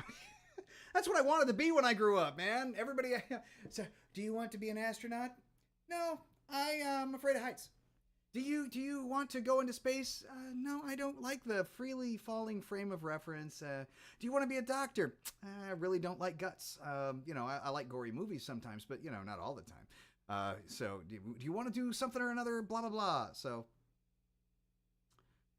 did you really? Wow, cool. Yeah, now you work for yourself. So, well, if you can make your money work for you, isn't that a blessing, right? That's real capital right there. That's awesome. So, no, what I used to do for a living was I worked at, and I don't mind saying this, I used to work at Simpson Door. So I worked there for 6 years, and then the financial crisis happened, but I've worked at other places as well, doing like custom cabinetry. I used to build furniture prior to that as well, but Simpson Door was where I worked for like 6 years. That was the longest term. But I'm very comfortable around, hardware machines, as scary as they can be. And I've seen many people get injured. I saw a kickback once actually stab a guy in the gut. And you knew he was in real trouble because, with the piece hanging out of him, you didn't just have blood coming out. You had yellow, you had bile. And, he actually made it. He came back after, I think, almost a year of after surgery. But yeah, man. So where am I hiding my money in my Bugatti? Andrew Tate. He stole it all. I'm telling you, it was trafficked to him. No, if I had a Bugatti, that would be where I'm keeping all my money. But so it's because it's too fast. You can't catch me. Nah. So, yeah. Actually, it's funny. The Bugatti, I could tell you a little bit about my Bugatti. I don't have one, but I could tell you about a Bugatti. That if you guys are a fan at all of Top Gear, you'll know that the Bugatti will run out of gas in 4 minutes flat out. It will blow its tires after 10 minutes flat out. So the gas will prevent you, running out of gas will prevent you from burning up your tires. Isn't that nice? Is that good to hear? So, how lovely. Isn't that nice? So, yeah, but all in all, and when all is said and done, I missed the piece of woodworking. I really, really did, because that's something you do, you have a tangible thing after the fact. And, there are different jobs with different capacities, but a lot of times you don't actually get to see like the results of your labor. And with woodworking, you always got to see the results of your labor, which is one of the reasons why I started it again, as a hobby at home. And what was I doing? I was building guitars, and I wanted to get better, and I did get better, but, and I have continued to get better. And then I took 2 years off. So I don't know. I still know how to tinker with them, fret jobs and all that stuff, but the fiddly bits with the, routing and all that kind of stuff, it never really goes away.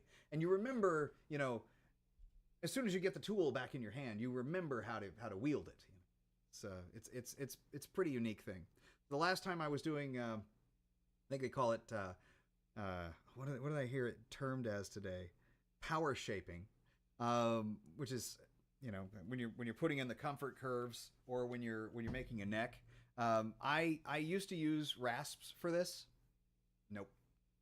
I finish with rasps, and I finish with files, and I finish with sandpaper, but I do all of my routing with a cup bit on an angle grinder because awesome, holy crap, just tear in there, and you really get to feel it out. You get your angles, you get everything nice and perfect. My neck shapes are quite excellent, I must say. I'm very happy about all that.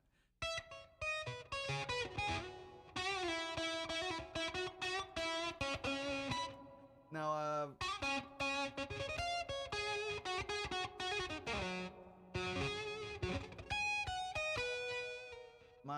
my original trainer at the current place that I've been working for nearly 12 years this year, he just retired, and he's 62. So he's got enough in the bank, he thinks, and I'm really happy for him. And we got some people working there that have worked there for like 40 years that are literally millionaires. So it's pretty keen. If you save right, you can do it. I did not save right. I went through several jobs and several traumatic incidences before I started here. Traumatic incidences like, all right, we're doing great. We got money for, we're working on our retirement fund.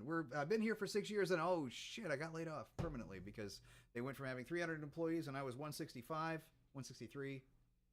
And then there were 60 laid off and 30 laid off and then 20 laid off and then 2, and I was one of them. But I got to go and do retraining and all, job retraining and whatnot. But, I was not expecting that. And those 2 years were really, really hard. We wound up kind of like going, well, there went the retirement fund. Let's keep ourselves afloat and, pay bills and all that kind of stuff. So that, kind of went away. And then I started to work my way back up from the beginning, because when you go into a different industry, you kind of start at the bottom no matter where you go. A lot, once you make it to like middle management, and I'm kind of there now, but once you make it into middle management, it's easier to slip into middle management. But if you've never been in middle management, then you're never going to get anywhere. I've been leads, plural. I have been many leads at once. So I've been leads on the job. I've been, I've been all sorts of things. You guys aren't interested in that.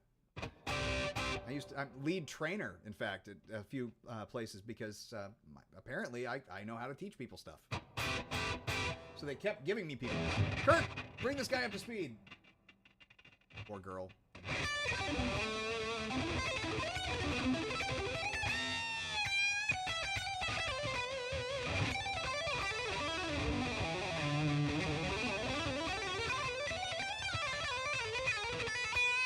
I should have kept going.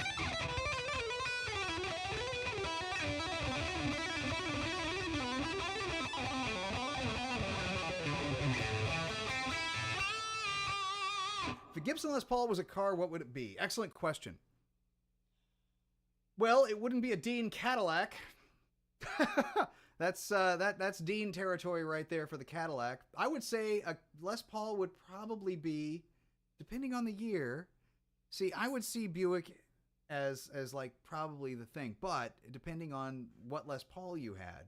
So if you had like a 74 Les Paul, Chevy Citation, you think so? So, well, I guess now that would depend now, wouldn't it? Is it the Les Paul Custom? Is it a 74 Les Paul Custom? Is it a 76 Les Paul Custom with a volute? I mean, that's different. You have a little bit extra, heft on that. But you know what? I see your point, though. It needs to be an American-made car because their headstock's break enough. Maybe a Pinto. No. Unsafe at any speed. The Corvair. It would be a Corvair. Because if you ever drop a Gibson, it's going to break the headstock off. It's just going to. The Corvair is basically, it's going to blow up. Pinto had the same problem before they fixed the gas tank problem. But Ibanez is a BMW. I can see that. I can see Ibanez as a BMW or an Audi. Sure. Most definitely. I would still say Buick. Like the what is that? The Grand Regal or something like that. Let me look that up. Not Buick Regal. Buick Grand Sport. Grand National. Bingo. Now, hear me out. This is a Les Paul Studio. No. Black Beauty with some really hot rod, snorting pickups in there. Oh, do you want to come in? Poor little nerf herder. Gary. Let's share the screen. No, that's not a Les Paul, is it? It's really not. I mean, that's a lot of grunt and horsepower. No, you know what that is? That's a Charvel Sandemus. That's what that is. So let's try. Let me bring this over here so I actually see what you guys are saying. Oh, emails! Look at that. So let's try a very good question. I like this. I like this. So you got me thinking. You know, because it's got to look fancy.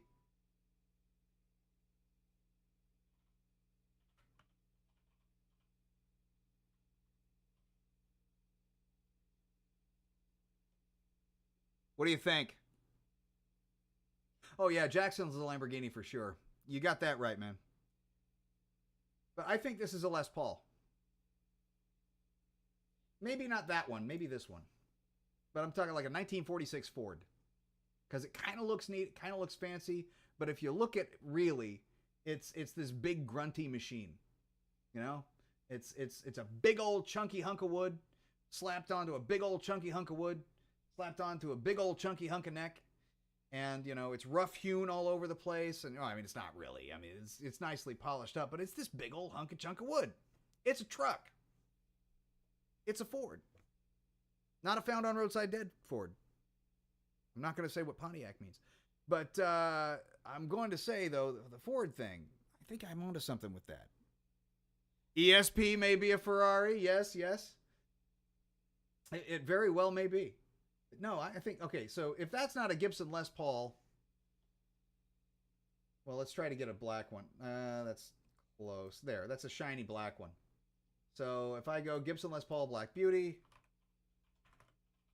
it's actually Les Paul, of course, because that's French. No, it's Les Paul. Black Beauty, yes. What they call the Black Beauty is just the black finish. I see a similarity, especially if it's got the big giant hunk of junk Bigsby on the back. I hate those things, man. I absolutely hate those things.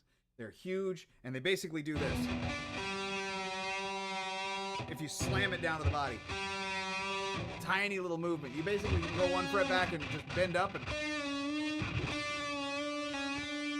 just do that instead. That's a Ford. That's it, man. That's it. So then we're going to have like boutique builders.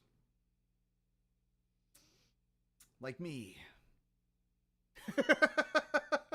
Let's see. The last 7-string I made, I would probably put that in a Pagani category, but I don't think it was necessarily as fancy. I didn't have magnesium all over the place, for instance, or zinc milled meticulously.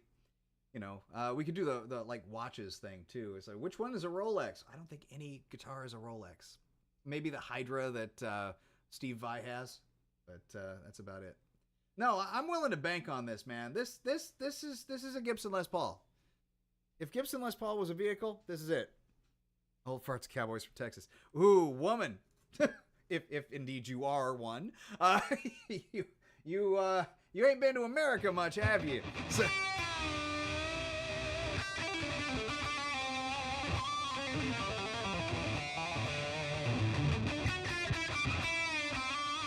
you got about, I would say, nearly a full third of the country that would take offense to that there comment. Are you okay there, doggy? I'm not sure if she needs to sneeze. Oh, no, she's licky. I gotta let her out. This might be another one of those nights. How's your tum-tum, puppy? You okay? I think she needs out pretty quickly, in fact. Whatever's coming up. What did you eat? Come on, pup. Come on. Come on. Come on, girl.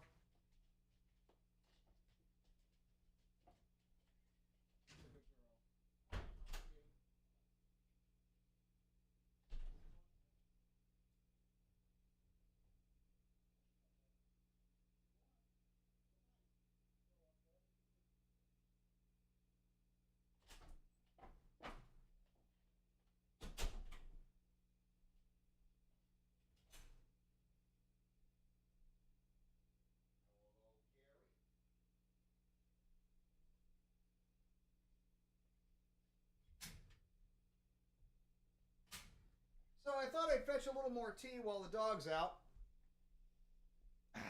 Cheers. That's black, green, and oolong. 4 bags. So I'm also an old fart, though. Thanks a lot. And you know what? I owned my first electric guitar was a Gibson Les Paul Custom 3 pickup model from 1978. Boy, howdy, for the monetary value alone, do I wish I had it today. But I really wish that I had the guitar that I traded it in for, which was a Hamer Diablo Limited. Oh well, from 1993. Can't have it all. You can't have it all. So, right now it's hard to find a bad guitar. That is incorrect. It is really easy to find a bad guitar. I have not bought one, with the exception of that one that I traded for, that didn't need work in the last 10 years. It's really easy to buy a guitar that has crap fretwork, that you can't have pancaked, really nice low action on. I mean, this is like, technically that's even a little higher than I like it, really. But I like micro action. So, stuff really, really down there. But I also like to have just a little bit of fight. I don't like to have too much fight. So, very low action. In this case, it's under a 1/16 of an inch. If I wanted to really make fractions out of it, I would say probably, 3/64 or something like that. I mean, it's pretty low. It's not a 32nd of an inch. It's not a 1/16 of an inch up either. Down here is pretty much exactly the same height. So, but it feels a little different because it's a bigger string, so a little more give. But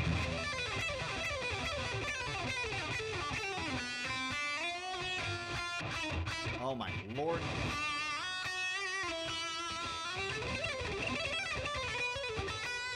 So, Paul Gilbert used to talk about... Well, no 6, so...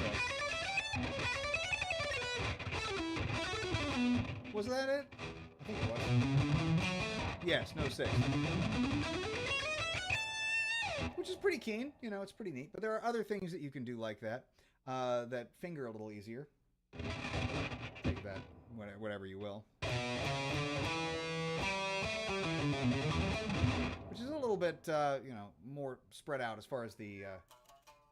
Gary, are you alright, baby boy? He has the most pathetic cry. So it's root, 2nd, minor 3rd, 4, skip the 5, go straight to the flat 6, and then hit the 7, and then you just repeat after that. So that being a 7, slightly out of tune, but I'm not going to play it.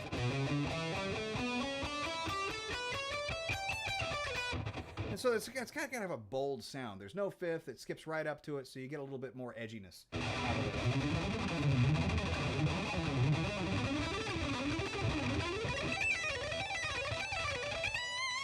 It's kind of neat. Let's see. All new Ibanez guitars are good. It's not super class level, but it's still a solid guitar. You're right. Even the Geos now are better than they ever freaking were. Back in the day, if you told me that I would own a Geo, which I still don't, but if you told me I was going to own a Geo, I would laugh at you. I have a RG560. Why would I step down to such a lowly thing? Or those EX models or whatever. No, terrible fretwork, blah, blah, blah, blah, blah. Made in some other country, blah, blah, blah. I can't do it. The Indonesian factories or what I am. I want Japanese-made guitars. I actually have a couple of Japanese-made guitars. I'm very happy about that. But the ones I have made in Indonesia... The Baba Bluey, the RG565 reissue-ish. It's not that. It's the 3XXV. And I have, that's Indonesia. What is it, kitty? What's the matter with you, boy? Are you lonely? Do you want to come in here and raise hell? Does everybody want Gary to come in and raise hell? But no, I don't... I'm going to stand on my laurels, though, rest on them, stand on principle, and suggest that if you do buy an Ibanez, buy an older one that's made in Japan, or a relatively older one that you've played. If you're going to buy a new one, make sure you play it first. That's the real important part. Play it first. Come on, kid. Gary. Come on in, boy. Come on. Come on, you don't have to be lonely, sweet kitty. Come on in. Come on. Yes, a baby. Come here, Gary. Come here, baby. Oh, Gary. Just a little guy. The terror is here. Would you look at that? Isn't he precious? Oh, and Lee Boo is here too. Lee Boo has... Okay, so he started out with as Martin. Come here, Martin. Come here, boy. Lee Boo, Lee Boo. Lee Boo, Lee Boo. You see this little monster back here? Of course you don't, not yet. But you will in a second. Martin is a mega chunker. I don't mind saying that. Let's go back to... Hello. That's how I'm communicating with you fine chaps this evening. Anyway, mega chunker here. He's the reason why my chair is busted up. You can't really see him, but I will pick him up. Come on, mega chunker. Just a mega chunker kitty. This is Martin. We've had him since he was a baby. He's a little misformed back here, but he does what he does. And he is the biggest complaining cat in the world. I mean, I don't think there's anybody who complains more than him. But he's a good boy. He wants his attention, but he wants it his way. So Martin, my daughter, and he bonded. This is basically her cat. And Martin's name got changed to Little Boy. And so Little Boy got shortened to Lee Boy, and then Lee Boo. And I'm sure Lb will come up next. What? What do you want? Okay, get down. Do your thing. Anyway, he's a mega complainer. He's a sweet cat, but he's a mega complainer. I know why Gary wanted in here now. He just wants them to mess with stuff and get plastic sacks. But full of cables. What about Odie? Does Odie want to come in? Show off my wife's cat? Everybody wants to see my cats, right? Because that's where they started. Ibanez is Hoshino Industries. And by the way, they're the same company that makes Tama drums. So they are perfect. Okay, so Japan is an honor culture. I don't know if you know that or not, but I feel very strongly about honor, and I don't know if I can convey this in the way possible, but I think that a country and a people who really hold honor as something that's like they're serious about, well, when they're actually serious about it, their product reflects it. Gary. No. Hi, Gary. Come on. Was you going to behave? Excuse me. I don't, Gary Bear. Kitty. Go on. Oh, dear.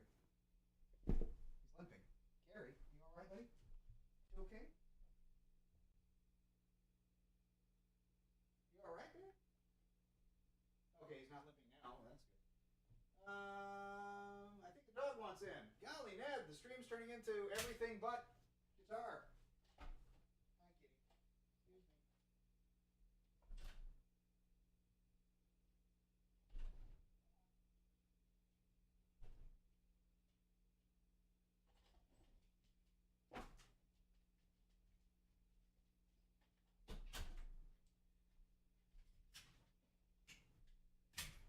Now, it's not just that I feel that way. It's that it's reflected that way. And it's not just with Ibanez. This Yamaha was handcrafted in Japan as well. So I every single thing I've ever touched from a Japanese company, with all seriousness, I've never found a single flaw in them. I mean, unless they've been tampered with in some way. But if you get like a Japanese-made Ibanez that's, brand new factory, they're serious about making something that's of excellent quality. And I really feel that. I resonate with that. That's something I take absolutely seriously. And, when Gibson was failing, because people just didn't give a shit about quality control and they cared more about selling these things, with a name on it for money than, cared about basically about making a buck than they cared about the quality of the instruments they were putting out. Japanese would never do that. They just don't. So, because it's not in them to do. I mean, I'm sure that there are some that really like Western values and will probably adhere to that kind of thing, but substantially, no, they have a culture that actually believes in honor, and I love that. So there you go. No longer have a shop nearby to try guitars. Well, that sucks. I'm sorry to hear that. All the stores have closed except a really crappy guitar center that's about an hour away. Well, you can still order a new Ibanez or Jackson from that really crappy guitar center.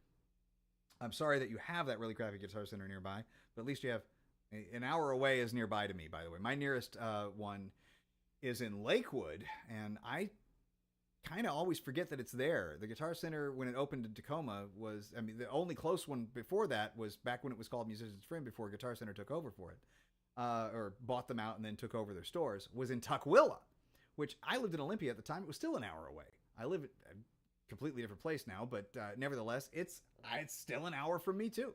So, but we have other local music stores. So even though we have that over you, I'm not going to lord it over you. I'm sorry about that. I wish you did have something local. But if you can, let me just say, at the best possible opportunity to try used instruments, is to go to the shop. If it's an hour away, you feel like trying something. Actually, Guitar Centers, you can browse what they have without actually driving there, because most of them keep up with their inventory pretty well. And if you see something that interests you, take the drive. Pick it up off the wall, plug in, play, do what I said, bring wrenches, make it right. And you know what? Usually they'll provide wrenches for you. It's like, do you guys have some setup tools? Nah, I build guitars, don't worry, I know what I'm doing. But they believe you. I do, but they believe you. I mean, they don't know me from Adam. I drove all the way down to Portland, Oregon to pick up that Black Jackson last year. Was it last year? Yeah, it was last year. I think May or June. And it's back there. The one that has orange pickups now. The one that was in the Welcome Home video. And so, yeah, when you find a great deal on the guitar, do it. Yes, agreed. Brand new EVH relic. Oh, beautiful. Great. Good price. Well done. My guitar is a Jackson Pro Plus SL3. Are they really that cheap? They were more expensive than that. Very cool, man. Very, very cool. I kind of feel bad about this.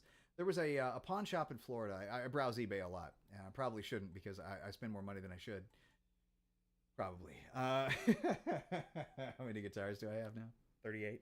Shit. Counting the acoustics and everything. But I spend too much time on eBay. And there was one listing, I think it was in last October, that came up. I remember, weirdly, I was watching Death Wish. The original trilogy. I didn't remember anything about Death Wish 2, for instance, and I think I was watching Death Wish 2 when I ran across this. No, you know what? It was Bullet, Bullitt. Yeah. But yeah, you do. You have to hunt for deals. But I was browsing it, and I found one of those. I believe it was a soloist, humbucker single, kind of a frosted orange, and I know they didn't make them anymore. It was the one with the small shark tooth inlays. Like so. And I'm like, and what they were telling everybody that it was one of the super cheap Jacksons with the arch tops, stuff like that. I can't think of what those are named right now, but it was essentially the cheapest Jacksons you could find that they thought it was.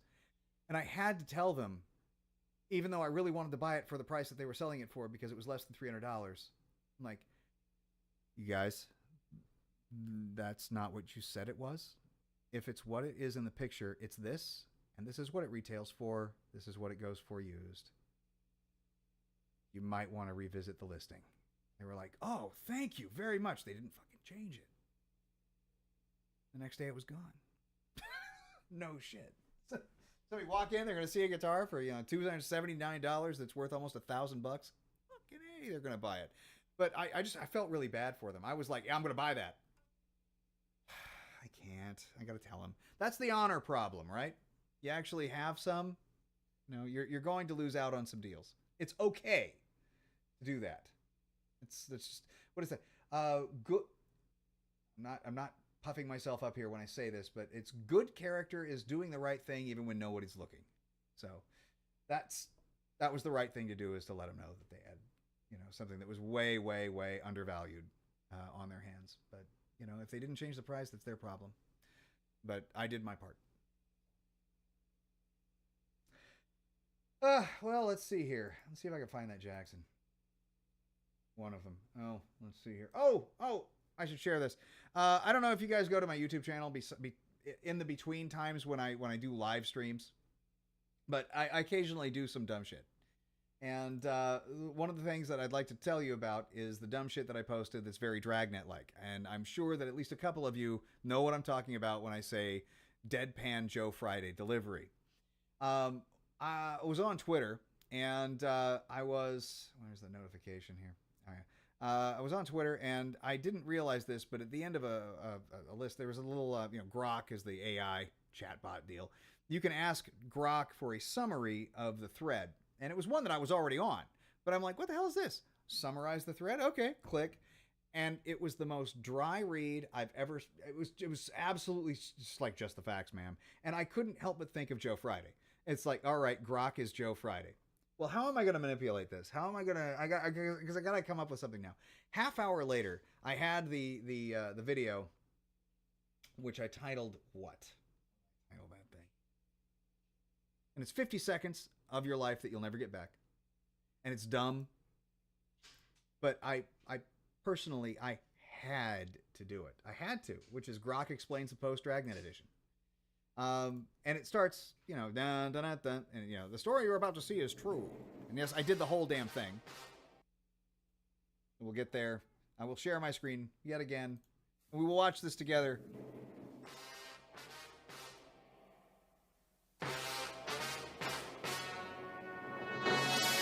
Pause it right here as soon as I start. The story you're about to see is true. The names were changed to protect the innocent. Saturday, March 27th. I'll start it again at this point. But this is literally exactly what I'm going to read. This is the deadpan delivery. The Post references Grinzella's, a restaurant in California known for serving breakfast, lunch, and dinner, including homemade pizzas, as confirmed by web results.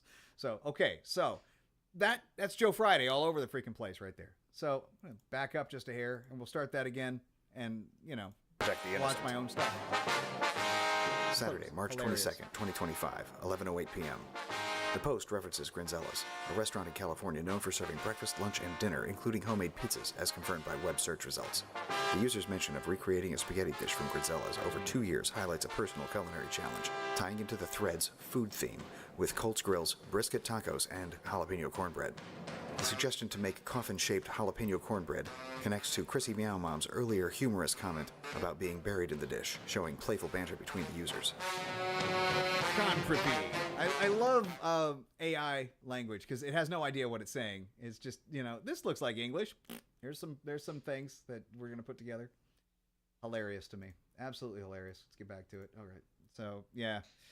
That was it. I see now about that whole thing about not allowed to set up the guitars.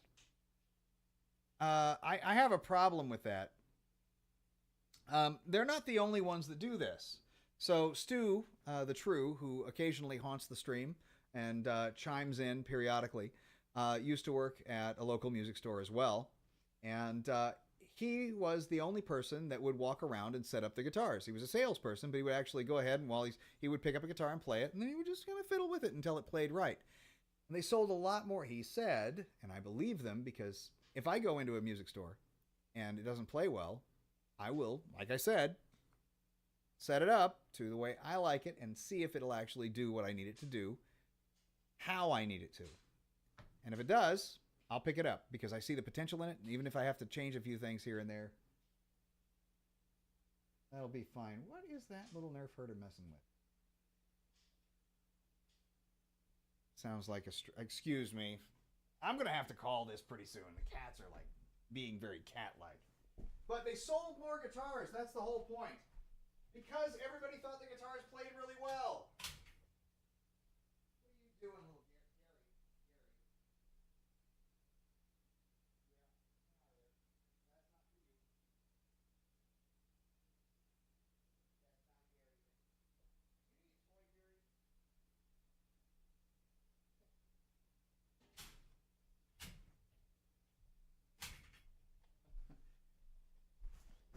Somebody please adopt Gary. What a cat. Anyway, all I was going to say, though, is that, he was the only one that did it. And when they let him go, they stopped doing it. So they still play the guitars, but they don't set them up anymore. And I just don't think that saves money in the long run. It is a valuable use of your employees' time. They get to work on setting things up. They get to learn, the trade a little bit better in that department. They'll respect what they have a little bit more. They'll be able to guide a customer better in every respect because they'll know the instruments better and be able to tailor to the customer. They're hopefully getting the guitar that they desire the most. That'll be able to be the most efficacious for them. They'll also be able to take pride in their work. So, and have a hand in that also. So, I mean, look, there's no reason not to do it. It's better that way. Take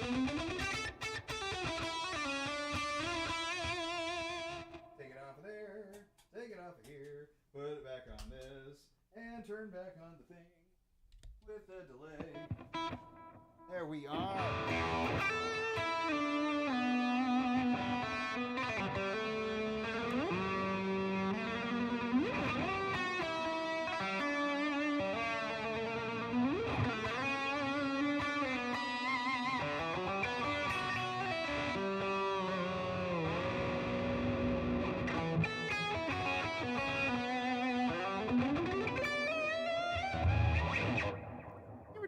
The lizard down the throat technique.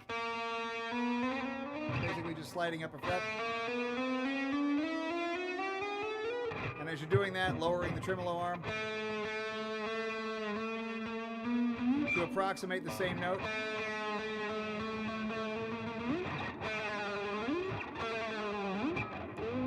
Go the other way.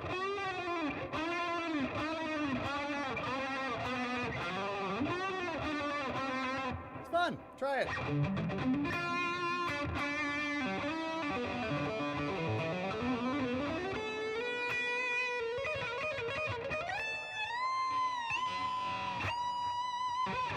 So back to the story about main guitars. I have some that I kind of drift back to time and time and again. I really, really, really like my Yamaha. It just inspires me to play different things. I've written more stuff on this instrument than I've written on anything else that I've got. There's some magic about this that's just really great. Again, I've mentioned it before. I would redo the neck, tongue oil, all that kind of stuff. And at some point, I'm going to have to redo the frets. But until that time, this is kind of a magic instrument for me. I love my Charvel.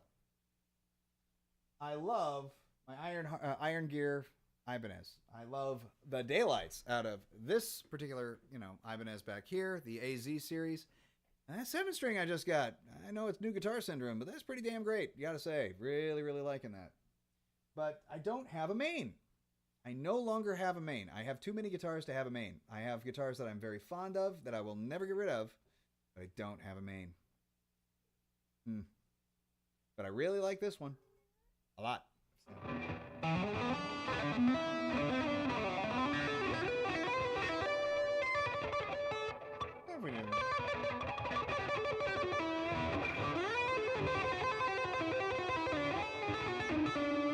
Hey, how are we doing on the tapping, by the way, from last week?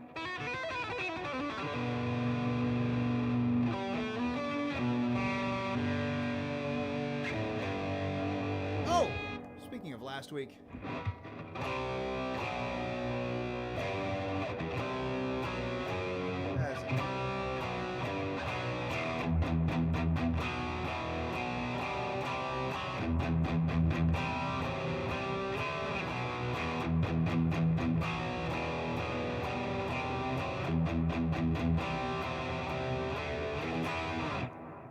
That was the Tesla tune that I was like, whatever. I kind of knew it. There was another thing that I mentioned the other week. Somebody said something about Def Leppard, and I was like, the only one I remember was this. That's not exactly true. I remember a bunch of Gods of War as well, and I just forgot about it in the moment. In fact, that has one of the most uniquely interesting things to play. How did that go?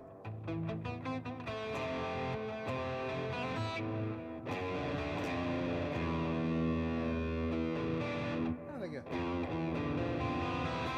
I'll have to remember that. No. It is, I'm pretty sure. C.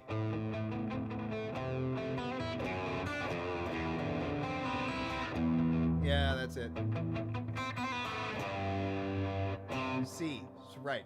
So A minor, C. So still kind of A minor, but C in the bass. E.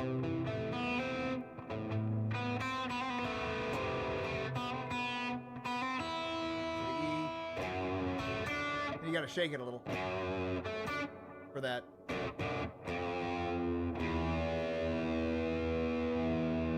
Very good. So this, it literally goes, but you're doing this to the octave. It's just the most haunting thing. It's the end of Gods of War, of course. Let's try that here. Split coil. Yeah, so that. Let me see if I can just play it. It's been years.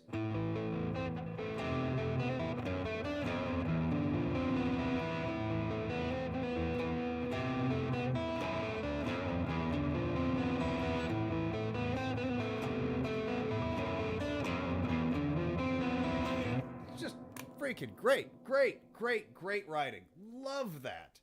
So also the chorus is pretty great too. You see,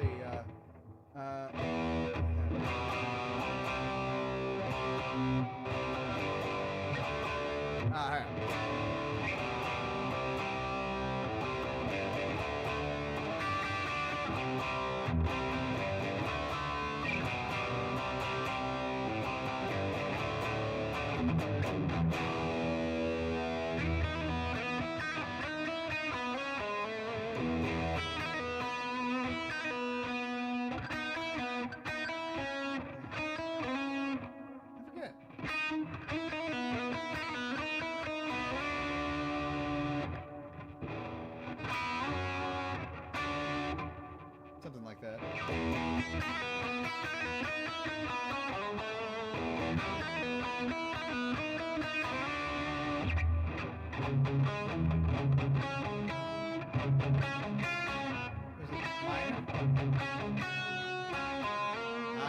That's it. Damn it. Something like that.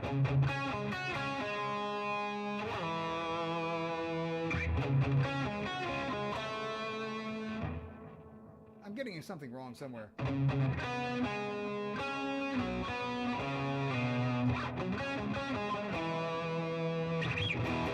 Anyway, yeah, good stuff. So for your legato, there's a couple of things I want you to work on, and one of them is relatively Paul Gilberty, and I'm going to say it like this in an exaggerated fashion, so you'll know that I'm serious as a used car salesman. So when you get on there, and you're going to use these three fingers, basically tuck that middle finger away, you're not flipping anybody off.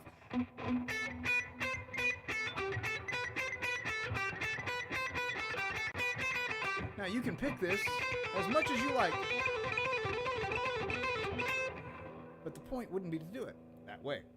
The point would be to do it the way I just did it, which is pick up, pull off, pick, pick. So, pick, pick, pick, pull off, pick. Pick, pick, pick, pull off, pick.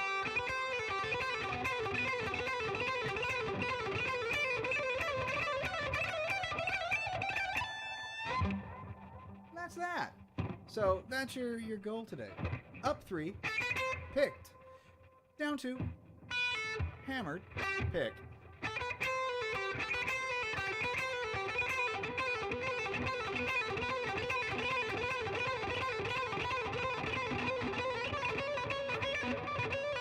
And do it until these fingers decide that they no longer want to function. And then switch fingers.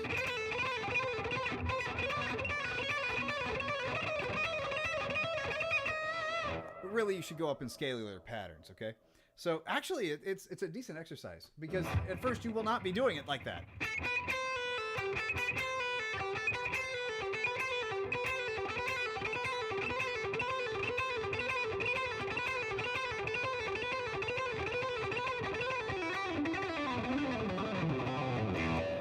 Yes. So continue on.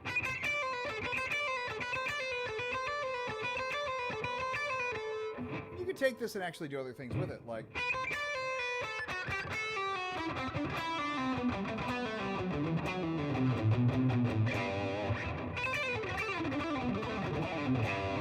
See? Not bad. Now, if we were to, you know, kind of lessen the amount of picking you're going to be doing...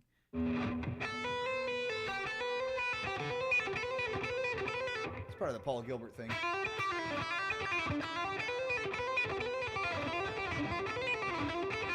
So I think he did that.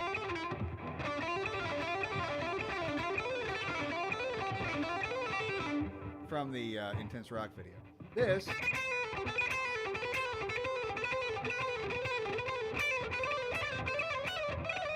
is another way of doing it. So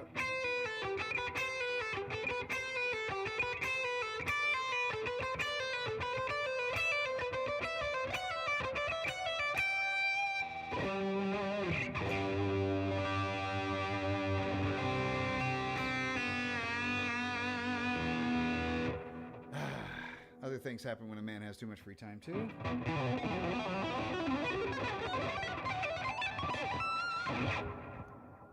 That was a weekend one year about 20 years ago. Yes. Well, I think you'll find that if you're going to work on pure legato, you know, take the clamp, you know, put it behind here. I'm doing it this way so you can see my left hand. I normally do it like this, but that doesn't let you see what I'm doing. So I'm just going to mute the strings so they don't really sound. And you can work on patterns, scale patterns. So let's do E major. See,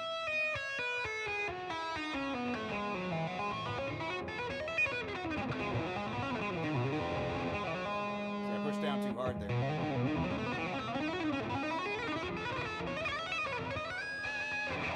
You'll notice that my legato patterns have an awful lot in common with my picking patterns, because most of my legato patterns started out as picking patterns that I couldn't pick. And so I just learned how to play them legato.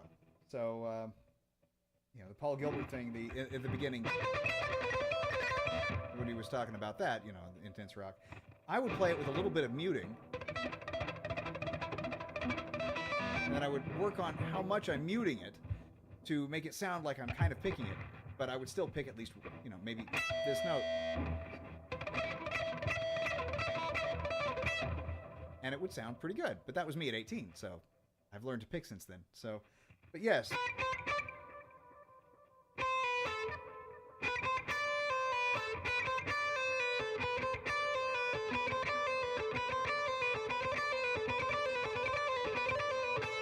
Which is the same kind of thing as this. In fact, you may recognize some shapes like that. Have you ever learned the Duelist from Iron Maiden, for instance? Let's see.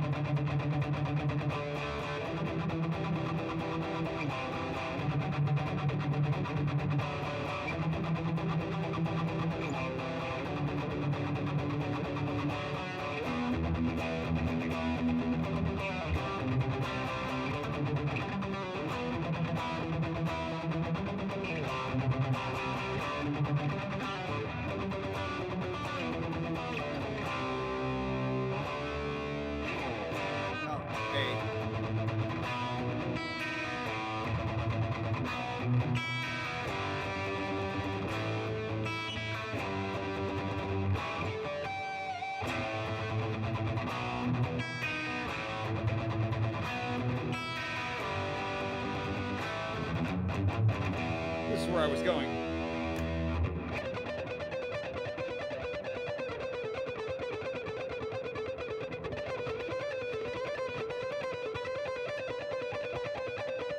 That part, pretty easy, right?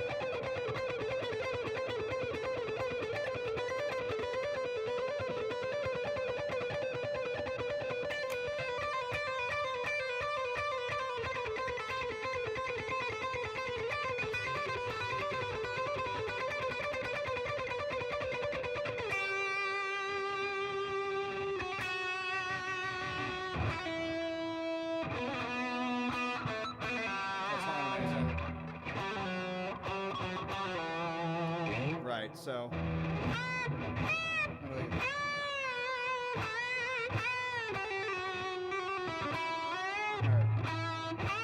how do they go?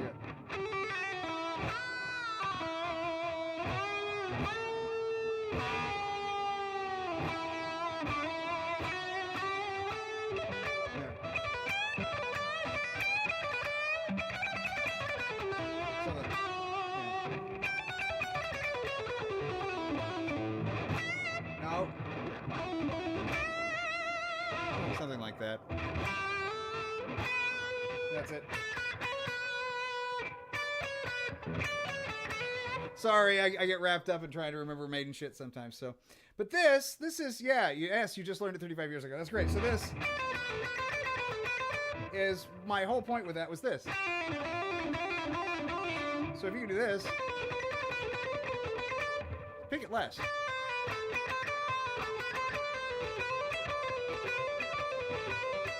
Pick, pick, pick, pick.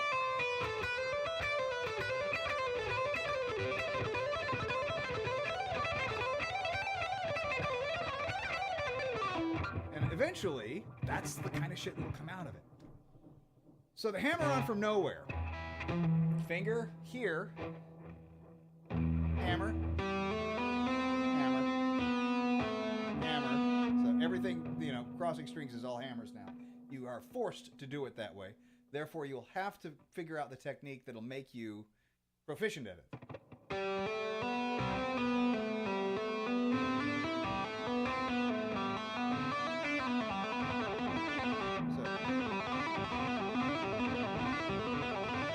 If I were to do it without, I would have a bit of a mute going on here to mute the lower strings, and my finger is going to mute the higher strings. So,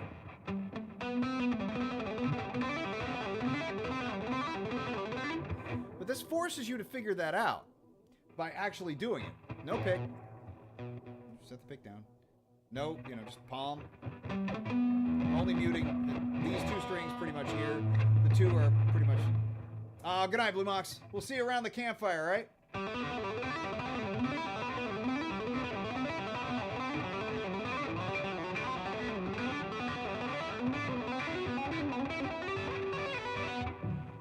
Even I lost it there.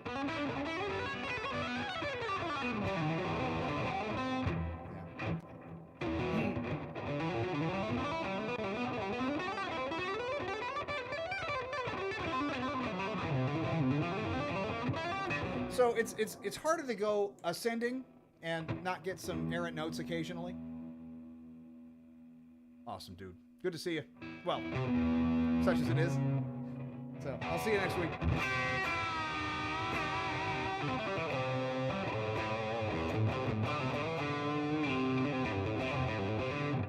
There's another thing you could do. Straight. Like I was talking about with the 10. I don't know if you were familiar, JD, with the 10 that I talked about a couple of weeks ago. But as far as exercises are concerned, the 10... Actually, I'm not sure how long ago it was that I discussed this. But the 10 is a 10-minute exercise that works only on hammer-ons and pull-offs and basically leaves your right hand free to do what the fuck ever you want. Language notwithstanding. And it is one finger per fret. You will only use your first finger on the first fret, second finger on the second, third finger on the third, fourth finger on the fourth. Sounds good? Okay, I'll continue. So, with the beginning, we're going to play this on a clean tone. We're going to concentrate only on playing it at a regular interval with correct technique. Hammer on, pull off. Hammer on, pull off. You want the notes to be consistent. You don't want the pull-offs to be louder than the hammers. You don't want the hammers to be louder than the pull-offs. You want the notes to be about as even as possible. You want to keep time with this. You want to keep the rhythm going. 1, 2, 1, 2, 1, 2, 1, 2, 1, 2, 3, 4, whatever. The goal, of course, at some point in the future is to get it going relatively quickly and to be able to maintain relatively quickly, you know, hammering on and pulling off, okay? You're going to do this with this finger for 1 minute. You're going to set a countdown, a 10-minute countdown, and when it reaches the 9th minute, you're going to switch fingers. So you're counting down now in the 8-minute zone, so 9 minutes. You know, 1 minute down, it's going to be 8 minutes to go. Do the same with this finger. The next minute, you do it with this finger, and that's 3 open, 3 open, 3. It's just open string. Everything's an open string for the first 4 minutes. The next is going to be here. 1 minute. Make this a little quieter, deeper. There we go. Following the next minute, you're going to put this finger down. Your index finger is now adhered to fret 1. It's not going anywhere. And you will trill between fret 2 and fret 1 for 1 minute. That finger's staying down. It ain't going nowhere. After the next minute, or after that minute passes, the next one, of course, was going to be, and you're going to be able to pick up on this pattern very quickly. That's right, the 3rd fret with your 3rd finger. Pulling off to the 1st fret with your 1st finger still planted there. Next of all, for the next minute, will be your pinky. And your pinky is going to suffer a great deal here. Not just here, but in the coming bits. All right. 1 minute of that, and you're probably ready to move on. Well, as you've noticed, we went from an open string to that finger holding down the 1st fret. Well, the next time, it's going to be this finger holding down the 2nd fret, and the 1st finger still holding down the 1st fret. So these fingers are now engaged, and we have to engage number 3 on the 3rd fret. Keeping it nice and even. Doesn't have to be this fast, you just have to do it. Follow the motion, make sure you're calibrated to where you're not pressing too hard to make the note, you're just pressing enough to make the note. Efficient motion is key to this. After a minute of this, it's on to a minute of that. And wouldn't you know, the only thing we have left to do after this is to plant our 3rd finger down on the 3rd fret, with the 2nd finger down on the 2nd fret, and the 1st finger down on the 1st fret, and hammer the pinky for 1 more minute after this. And that's the 10th minute. It's a killer. As you can tell, I haven't done this for a while, but I'm still trying. When you're done, shake it out a couple times, and then shake it out for real. Maybe do a few of these. You know, just kind of get your fingers. I want to do something else now. Okay, thanks. You know, get the cramps out. That exercise is a killer. That was absolutely. I did that routine 10 minutes every single day. Every time I picked up the guitar, I would have a 2-hour practice routine every single day when I was a kid, like 16, 17, 18 years old. And I would play that every single day to try to make my hand stronger and to get my hammer-ons and pull-offs in better check. So that helps tremendously in building the technique necessary to be able to do things like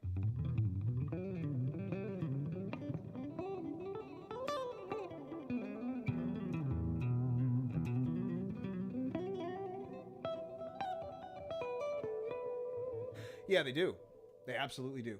When I was first starting to do this, I was, honor culture type of thing. I was adhered to the idea that no matter what, I was going to do it for that minute. And if my finger couldn't move anymore, I was helping it. You're gonna do it. And eventually it could do it on its own. And like I said, I would do this no matter what. It was happening. There was that. I would do the stretches, like I said before. I would put one finger behind my neck, which I think I need to do again. And I would play through all my scale shapes. Harmonic minor even, which is hard. There's that minor 3rd stretch. You don't want to do that. You have to move, so. And I would go through them all. And, I'd get the stretches there. There's a Joe Satriani type of stretch, too, where you could hammer on and pull off.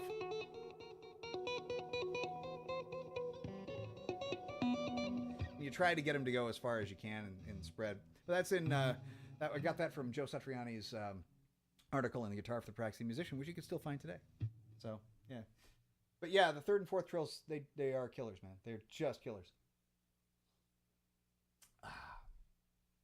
All right, let's see.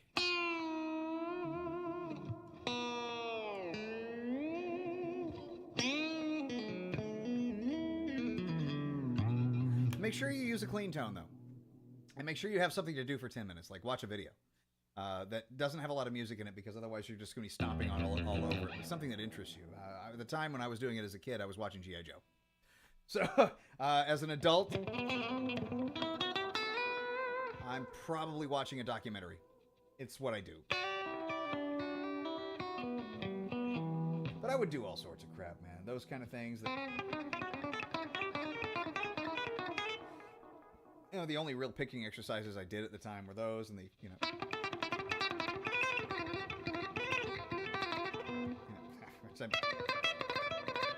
I still don't really do them the way Paul does. I'm more of the up instead of down, up, down, up. I'm up, down, down.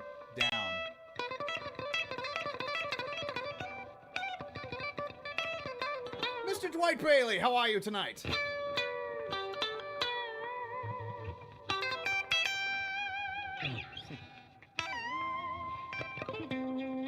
But yeah, practicing on a clean tone is good. Another way I used to practice a lot. I used to do a lot of different things. When I was in my mid to late 20s, I was consumed with really big strings. Like I used 11s to 50s, in fact 11 to 52. I didn't prefer 11 to 49 or 48. I liked 11 to 50. And GHS Sub-Zero boomers had that. They didn't have a lot of harmonically active, stuff. So you had to really work at your harmonics with that, but they didn't just jump out. One of the reasons they didn't just jump out for me is I was using like medium output pickups, but I would pancake the pickups as low as possible, like basically at the guitar body. And so when I played without amplification, because I had a baby at the time, when she's asleep, you want her to keep sleeping. So you don't want to be playing loud. You want to be playing nice and quiet. And, do that.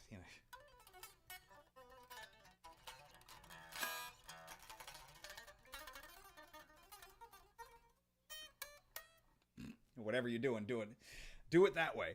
But I would notice, though, that with the pickups that were slammed down on the big strings, and I didn't use any delay or reverb or any effects whatsoever. I would go straight into my Hafler T3 and out of my power amp into my 412 cab, and I would have a sound that would beat clean through your chest, and it was extremely percussive. It was really, really cool. I liked that sound a lot, and I had a good lead sound. I liked that. I'm telling you, I liked the sound a lot. Now,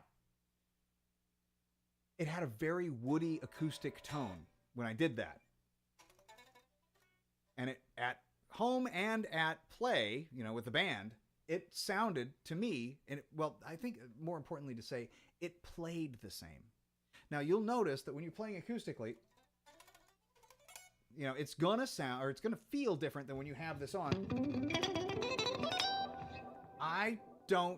It doesn't feel the same to me. That's actually kind of close, really, but I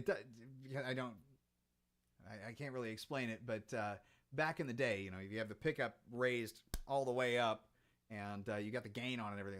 There's a big difference. If you have the pickup all the way down, the gain on, I don't know, it just has this woody feel that just feels really, really positive. And if you played unplugged at home, which that's all I ever did, you get the band practice, the feel being exactly the same, it's fantastic. What got me away from that? Harmonics. And not being in the band anymore, I could do what I want. And my kid being older, that helped a lot too.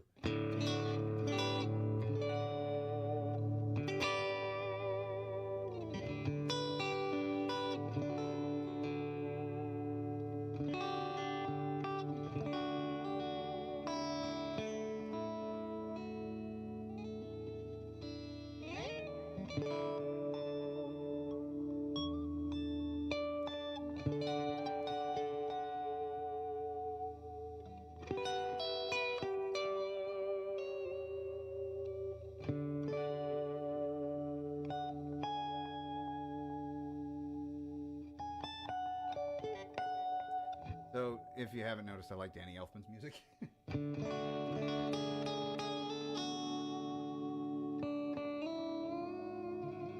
I dig Lydian. Elfman writes in Lydian a lot, so.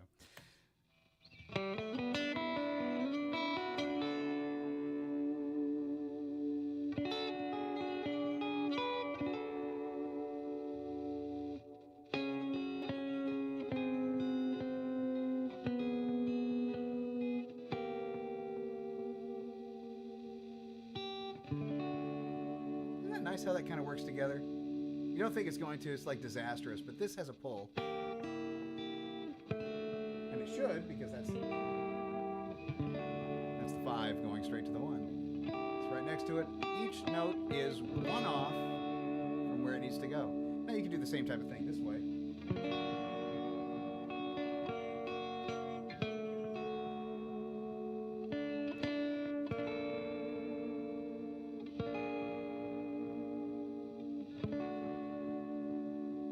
Of course, you have to do this.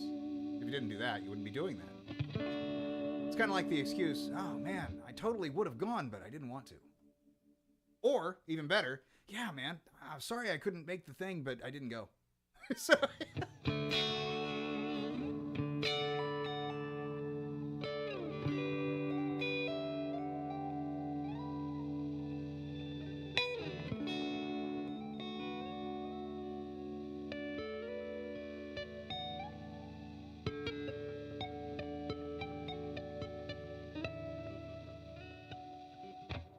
fun to do stuff like that. And if you don't really, set about trying to do stuff like that, I recommend that you do.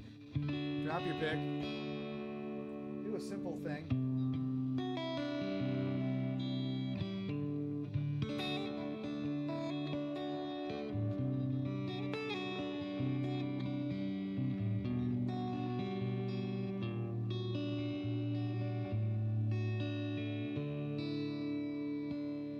Start doing melodies over the top.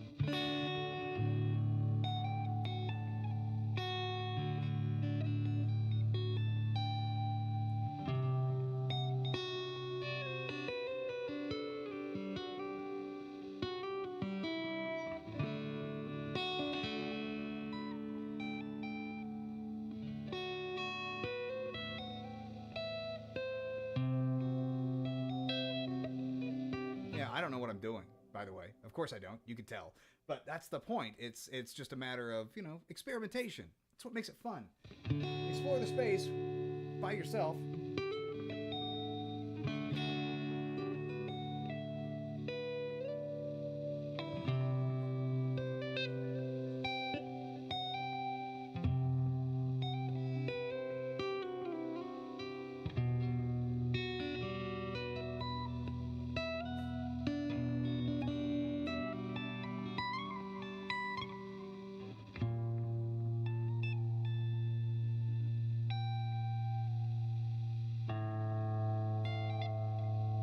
Really take it out. Maybe not.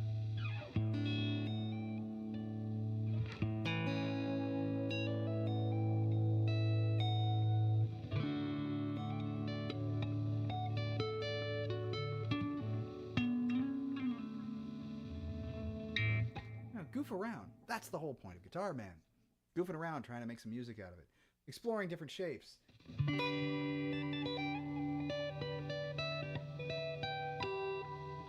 No tapper, but I do work on it.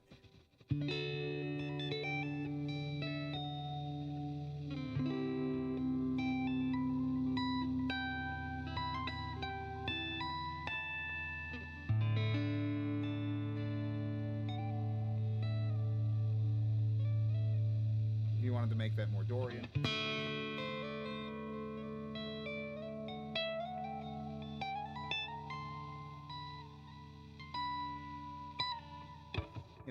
But again, working on stuff.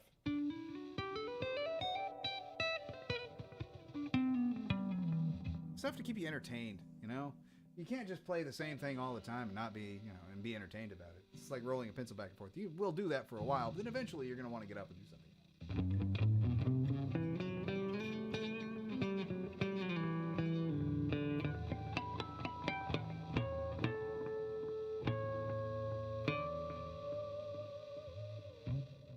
Well, it's getting late, guys.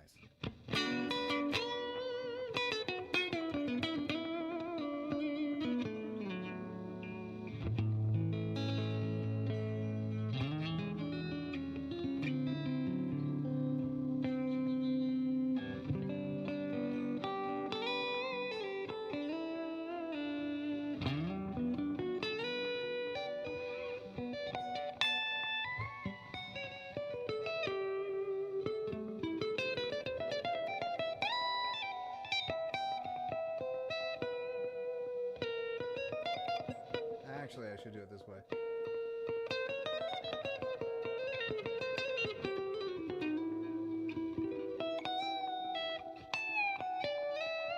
You have a good night too. I'll see you next week, and I'm getting off of here myself. Always want to end on a bad note? Maybe. Be well out there, everybody. Have a great 7-string time and a good day and all that kind of good stuff, and I will see you guys maybe on Saturday. Maybe not, but maybe so. Be well, though. Play faster in the meantime. At least a hell of a lot faster than me.